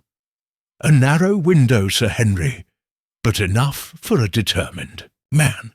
Annie was young, distracted, fetching linens or polishing silver. Mrs. Gibbs was in the kitchen, Tom outside. The sideboard near Eleanor's end of the table was unguarded. Charles, familiar with the house's rhythms, could have chosen his moment, perhaps when Annie stepped out, or when Victor's back was turned. 5 minutes less, to brush the plate with aconite, stack it atop the others, ensuring Eleanor would receive it. A financier's precision applied to murder. Leonard, Clement, his spectacles glinting, spoke in his gentle, probing tone. Precision indeed. But Miss Marple, what of the others in the household? Could Annie or Victor have seen something, even if they didn't understand it? A glance, a movement. Miss Marple leaned forward slightly, her voice soft but incisive. "A sharp question, Vicar. Annie, I believe, saw more than she knew. Her panic, her insistence that it wasn't her fault, suggests a fear beyond mere shock. Perhaps she noticed the plate felt odd, slippery or heavier, or saw Charles near the sideboard earlier. But she was loyal, timid, and the moment passed. Victor, too, is a shadow. His nervousness, his reluctance to speak of Charles's London life, hints at suspicion. He may have glimpsed a letter, a package, something Charles brushed aside, but neither could name what they saw, and Charles's charm kept them silent. Griselda shivered, her voice soft. "It's so eerie to think they were all there, part of it without knowing. But Miss Marple, why didn't Eleanor notice? If the plate was poisoned, wouldn't she taste something bitter?" Miss Marple's smile deepened, though her voice remained soft. "Aconite, in small doses, can be subtle, my dear. Mixed with the tart sweetness, it might pass unnoticed, especially if Eleanor was distracted. By conversation, by Charles's easy manner. The poison worked fast, as the autopsy showed, striking before she could question the taste. And Charles, watching, would know the moment was coming, his performance ready." Raymond leaned back, his fingers drumming on the armrest, his voice laced with challenge. "A performance, yes, but flawless? Aunt Jane, you've painted Charles as a mastermind, but even masterminds slip. The police searched his study, his clothes, his life. No aconite, no tools, no motive beyond Sylvia Ward's shadow. If he's guilty, he's untouchable." Miss Marple's eyes twinkled, though her expression remained serene. "Untouchable, perhaps, Raymond, but not invisible. Charles's slip was not in evidence, but in action. His haste to sell Willow Grange, to marry Sylvia within 6 months, was his misstep. The village noticed, whispered, and whispers are the killer's foe. Had he lingered, played the widower's part a year or two, his story might have held. But desire, love, or ambition pushed him, and that's where the truth shows." Dr. Haydock rubbed his chin, his tone dry. "Truth, maybe, but not justice. Without that plate or a witness, Charles walks free. Your pattern's tight, Miss Marple, but it's no match for a clever lawyer." Miss Marple leaned back, her voice steady, almost musing. "Justice is a court's concern, Doctor, not mine. My task is to see, to understand. Charles's pattern is clear. A man who planned a murder to free himself, who used the household's habits as his tools, who counted on silence to shield him. The plate was his weapon, the tart his decoy, and his grief his mask. The police missed it because they sought the loud things, vials, motives, enemies. But truth is quieter, hidden in the everyday." Sir Henry leaned forward, his voice low, his eyes gleaming with admiration. "Quieter, yes. Your solution, Miss Marple, is a lesson in observation. But let's probe one last time. The aconite, its source. You suggest Charles prepared it, perhaps, in London, from Monkshood acquired discreetly. But the garden at Willow Grange had Monkshood, untouched. Why look elsewhere?" Miss Marple tilted her head, her expression thoughtful. "A fair point, Sir Henry. The garden's Monkshood was a temptation, but also a trap. Charles, clever as he was, would know the police would search the grounds, question Tom, the gardener. To use those plants would risk a trail, cut stems, soil on his shoes. Instead, I believe he sourced the Monkshood elsewhere. Perhaps a nursery, a park, even a colleague's garden, under the guise of admiration. A small cutting taken months before, boiled in private, would yield enough extract for his purpose. The garden at Willow Grange was his alibi, left pristine to mislead." Griselda clapped her hands, her voice bright with wonder. It's like a chess game. Every move planned, every piece in place. But Miss Marple, what about Sylvia? Did she know? Was she part of it? Miss Marple's smile was faint, almost wistful. Sylvia Ward is a shadow, my dear. I don't believe she held the brush or knew the plan. But a woman like Sylvia, elegant, ambitious, would see Charles's restlessness, his need for freedom. Her presence, her allure, was motive enough, whether she whispered it or not. Charles acted for her, but alone, keeping her hands clean. Her swift acceptance of his proposal suggests she suspected nothing, or chose not to. Leonard adjusted, his spectacles, his voice gentle but incisive. A solitary crime, then. But Miss Marple, what of the village? You said whispers are the killer's foe. Did no one speak up? No one see Charles's shadow? Miss Marple leaned forward slightly, her voice soft but incisive. The village saw Vicar, as villages always do. They saw Charles's absences, his charm that felt too smooth, his quick departure. Margaret Lyle, Eleanor's cousin, grieved but said little. Perhaps she feared the truth. Annie's tears, Victor's stammers, were whispers of doubt. But Charles was clever, his story tight, and the police, focused on evidence, ignored the village's pulse. In St. Mary Mead, such whispers would have led me to watch, to ask, to find the crack in his facade. Raymond leaned back, his voice sharp with reluctant admiration. A crack, yes, but not enough for a jury.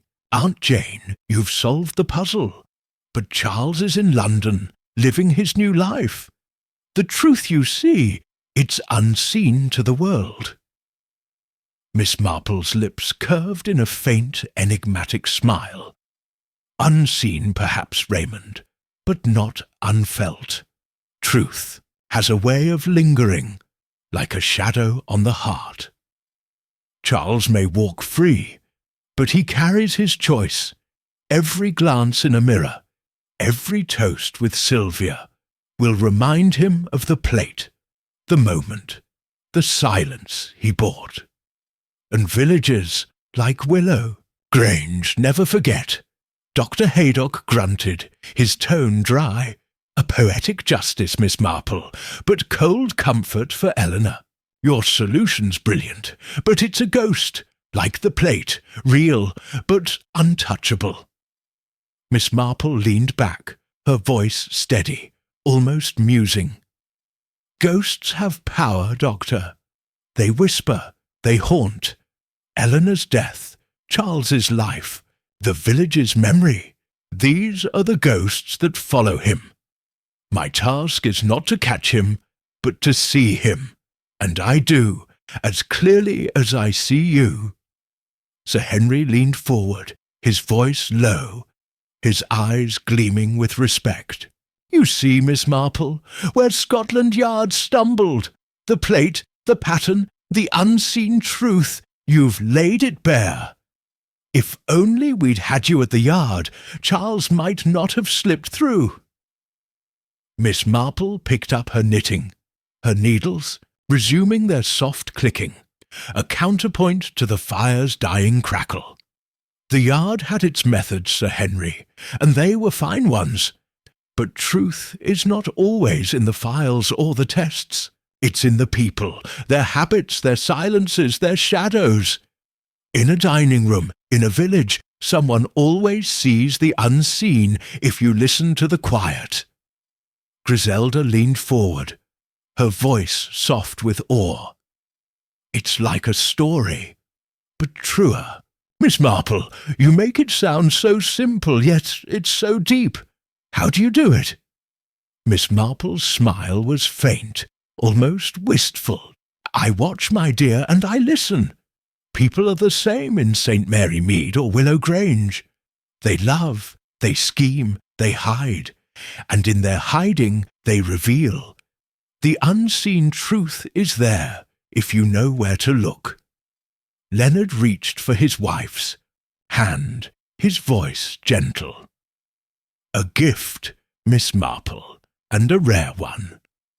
You've shown us not just a crime, but a heart that planned, and a heart that fell." Raymond leaned back, his fingers stilled, his voice soft with rare humility. "I came with a puzzle, Aunt Jane, and you've given us a mirror. Charles Baring, the plate, the truth. It's more than I expected. But it's still a story, and stories end." Miss Marple's needles clicked softly, her voice clear and final. "Stories end, Raymond, but truths linger. Charles Baring's story is his burden, and Willow Grange's whispers are its echo. In a village, in a life, the unseen truth is never truly lost." The fire's last embers glowed, casting a faint light across the room, and the Tuesday night club sat in silence, each holding the weight of a truth that was as clear as it was untouchable, revealed by a quiet spinster who saw what no one else could. Chapter 12. The Moral of the Tale. The drawing-room of Miss Jane Marple's cottage in St. Mary Mead was a fading ember of warmth, the fire reduced to a soft glow that cast delicate shadows across the polished oak furniture and the empty china teacup on the low table. A faint trace of wood smoke lingered in the air, entwined with the subtle fragrance of lavender from a small porcelain bowl on the mantel. The November night pressed against the windows, its chill a distant presence, but within, the atmosphere hummed with the quiet reverence of a mystery resolved, its echoes settling into the hearts of the Tuesday night club. Miss Marple sat in her armchair, her black lace shawl draped over her slight frame, her knitting needles once again in motion, their soft clicking a gentle counterpoint to the stillness. Her pale blue eyes, sharp beneath their serene facade, surveyed her guests with a warmth that belied the piercing clarity of her mind. The group sat in a hushed awe, each member absorbing the weight of Miss Marple's solution to the Willow Grange enigma. Charles Baring's calculated murder of his wife, Eleanor, through a poisoned plate, a crime so subtle it had evaded justice. Raymond West lounged in a wingback chair, his dark hair faintly tousled, his expression a blend of admiration and lingering doubt. Griselda Clement, curled on the sofa beside her husband Leonard, held a cushion loosely, her green silk dress catching the dim light, her eyes bright with a mix of wonder and unease. Leonard, his spectacles glinting faintly, sat with his hands clasped, his thoughtful demeanour softened by a quiet respect for the evening's revelations. Dr. Haydock stood by the window, his weathered face relaxed, but still marked by a trace of scepticism, while Sir Henry Clithering, formerly of Scotland Yard, leaned back in his seat, his grey eyes gleaming with the recognition of a truth masterfully unveiled. Griselda was the first to speak, her voice soft but eager, breaking the silence like a pebble in a still pond. "Miss Marple, it's positively magical. The way you saw it all, the plate, Charles, the whole dreadful plan, when the police saw nothing. But what does it mean? Is there a lesson in it, like in a sermon?" Leonard smiled, reaching for her hand, his voice gentle. "My dear, I suspect Miss Marple's lessons are less like sermons and more like mirrors. But I'm curious, too. What do we take from this tale of Willow Grange?" Miss Marple's needles paused for a moment, her hands folding neatly over her knitting, her smile faint but warm, like sunlight through a winter cloud. "A lesson, Griselda? perhaps, but not a grand one, not a moral carved in stone. Life, you see, is not so tidy as a sermon or a novel. It's a tangle of choices, desires, and silences, and the tale of Willow Grange is but one thread in that tangle. Let me share what I see, not as a preacher, but as an old woman who has watched the world a long time. Sir Henry leaned forward, his voice low, his eyes alight with anticipation. "You've given us the truth, Miss Marple, where Scotland Yard faltered, but I sense you're about to give us something more. A perspective, perhaps, on why such truths matter." Miss Marple tilted her head, her expression serene, but her eyes keen, as if peering through the veils of human nature itself. Perspective. Yes, Sir Henry. The truth of Willow Grange matters because it shows us what lies beneath the surface of ordinary lives. Charles Baring was no monster, no villain from a penny dreadful. He was a man, charming, clever, driven by a want so fierce it turned to poison. Eleanor was no saint, despite the village's praise, but a woman whose habits, whose trust, became her undoing. The servants, the cousin, the secretary, they were not pawns, but people, each with their own small worlds, their own blind spots, and in their midst a crime unfolded, not with thunder, but with a whisper. Dr. Haydock, his arms crossed, shifted his weight, his deep voice tempered with curiosity. A whisper, yes. Your solution, Miss Marple, is all whispers. Patterns, habits, things unseen. But what's the takeaway? That we're all capable of such deceit, or that someone's always watching? Miss Marple's smile deepened, though her voice remained soft, each word chosen with care. Both, perhaps, Doctor, but neither quite captures it. Let me paint it this way. In every village, every house, there are stories, some loud, some silent. Charles Baring wrote a story of freedom, of a life with Sylvia Ward, and he used a plate, a tart, a moment of trust to tell it. But stories have listeners, and listeners see more than the teller intends. Annie's tears, Victor's stammers, the village's whispers, they were the audience, catching glimpses of the truth even as Charles tried to hide it. Raymond leaned forward, his voice sharp but softened by a rare humility. "You're saying the moral is in the watching, Aunt Jane, that no one gets away clean because someone always sees. But Charles did get away. No arrest, no trial, just a new life in London." Miss Marple's eyes twinkled, her expression serene, but her voice carrying a quiet weight. "Did he, Raymond? A man who plans a murder carries it with him, not in chains, but in his heart. Every smile with Sylvia, every toast at a London dinner, holds the shadow of that plate, that dining room. Charles is not free. He is tethered to his choice, and no wealth or charm can cut that bond." The village saw it, in their whispers, their glances. Truth, you see, is not always in a courtroom. It lives in the eyes that watch, the tongues that murmur. Griselda shivered, her voice hushed, almost reverent. "That's so profound, Miss Marple. It's like the crime isn't just the poison, but the lie he has to live with. But what about Eleanor? Does she get justice, even if it's only in whispers?" Miss Marple leaned back slightly, her hands resting on her knitting, her voice soft but clear. "Justice, my dear, is a human hope, not a divine promise.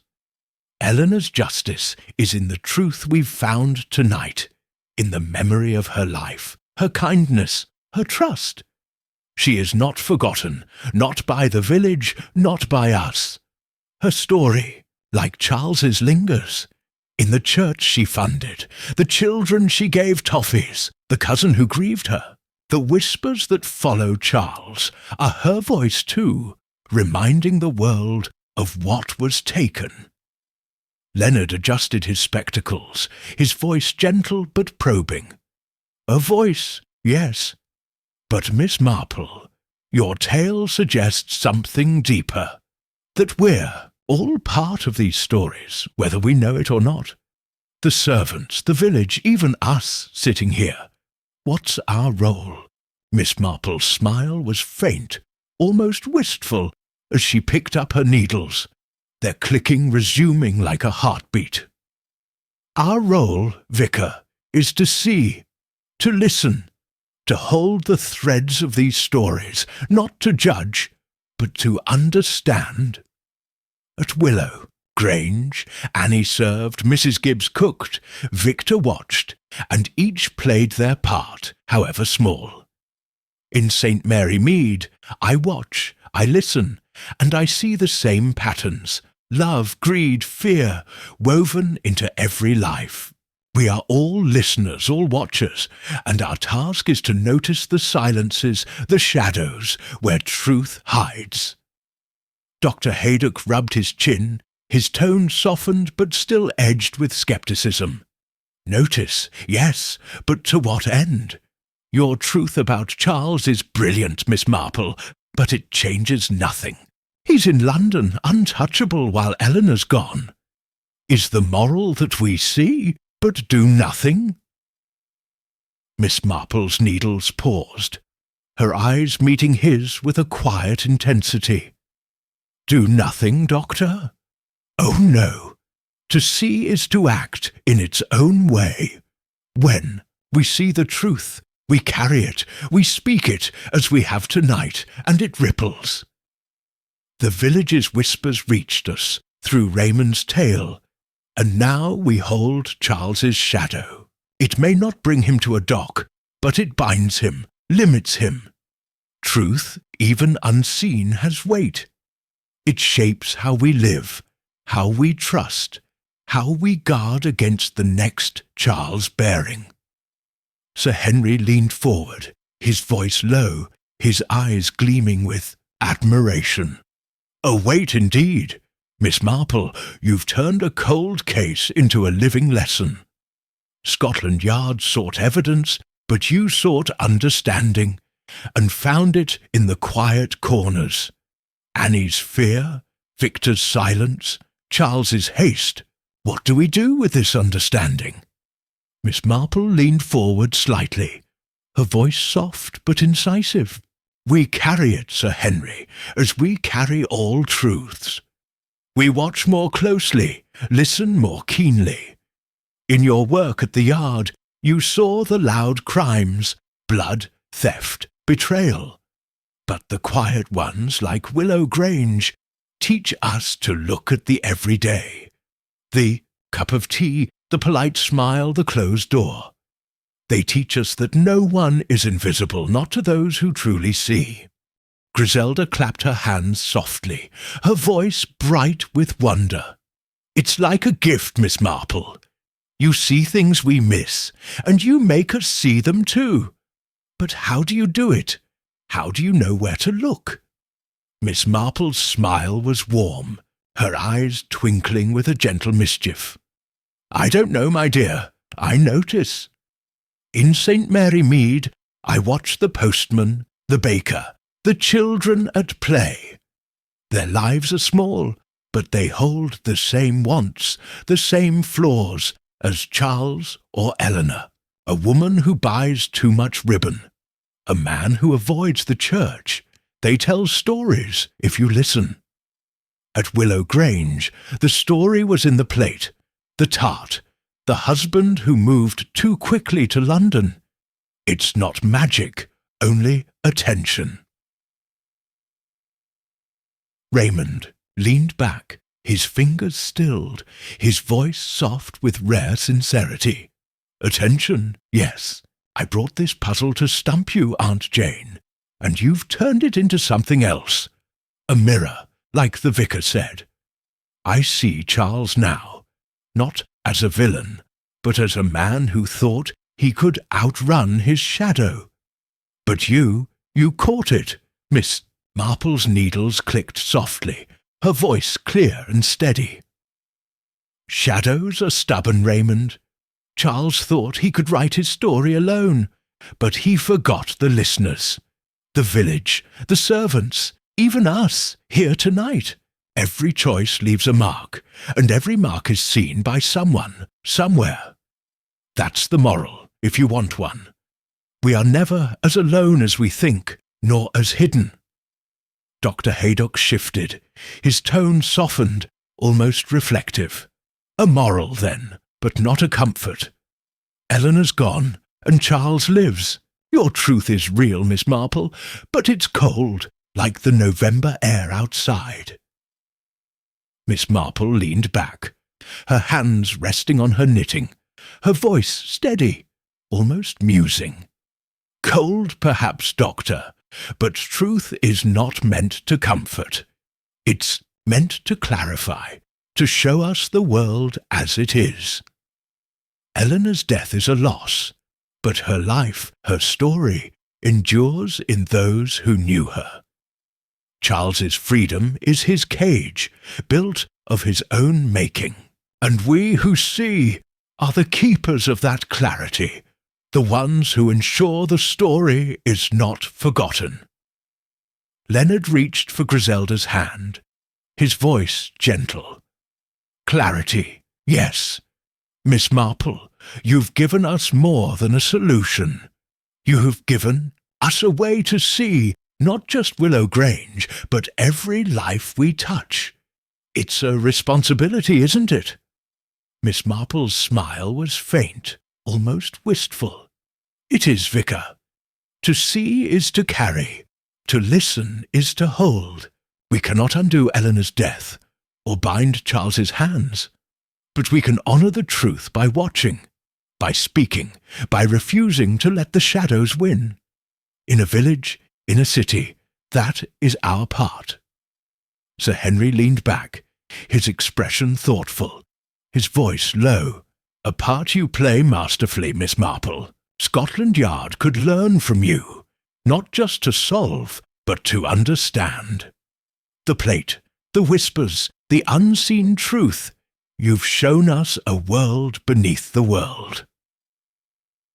Miss Marple picked up her needles, their clicking resuming like a quiet pulse. The world beneath is the only world, Sir Henry, she said, her voice soft but clear. It's in the glance of a maid, the haste of a widower, the silence of a village. Willow Grange is one story, but there are countless others waiting for someone to see. My part is small, but it's enough. To watch, to listen, to tell. Griselda leaned forward, her voice soft with awe. And you tell it so beautifully, Miss Marple. I'll never look at a dinner plate the same way again, or a quiet man like Charles. You make the ordinary extraordinary. Miss Marple's eyes twinkled, her smile warm. The ordinary is extraordinary, my dear, if you look closely. People, their lives, their choices, they are the stories that shape us. Willow Grange, St. Mary Mead, they're not so different. The moral, if there is one, is to look, to care, to see the truth in the quiet moments. Raymond leaned forward, his voice soft, almost reverent. You've changed the game, Aunt Jane. I thought I'd brought a puzzle, but you've given us a truth, a way of seeing. Charles Baring's shadow is clearer now, and so is the world. Miss Marple's needles clicked softly, her voice clear and final. The world is always clear, Raymond, if you watch with open eyes. Charles Baring's story is his burden. Eleanor's is her legacy, and ours is to carry both, to see the shadows and the light. In a village, in a life, the truth is never lost, only waiting for someone to find it. The fire's last glow faded, leaving the room in a gentle twilight, and the Tuesday night club sat in silence, each holding the weight of a moral that was as profound as it was simple. A call to see, to listen, to honour the unseen truths that bind us all.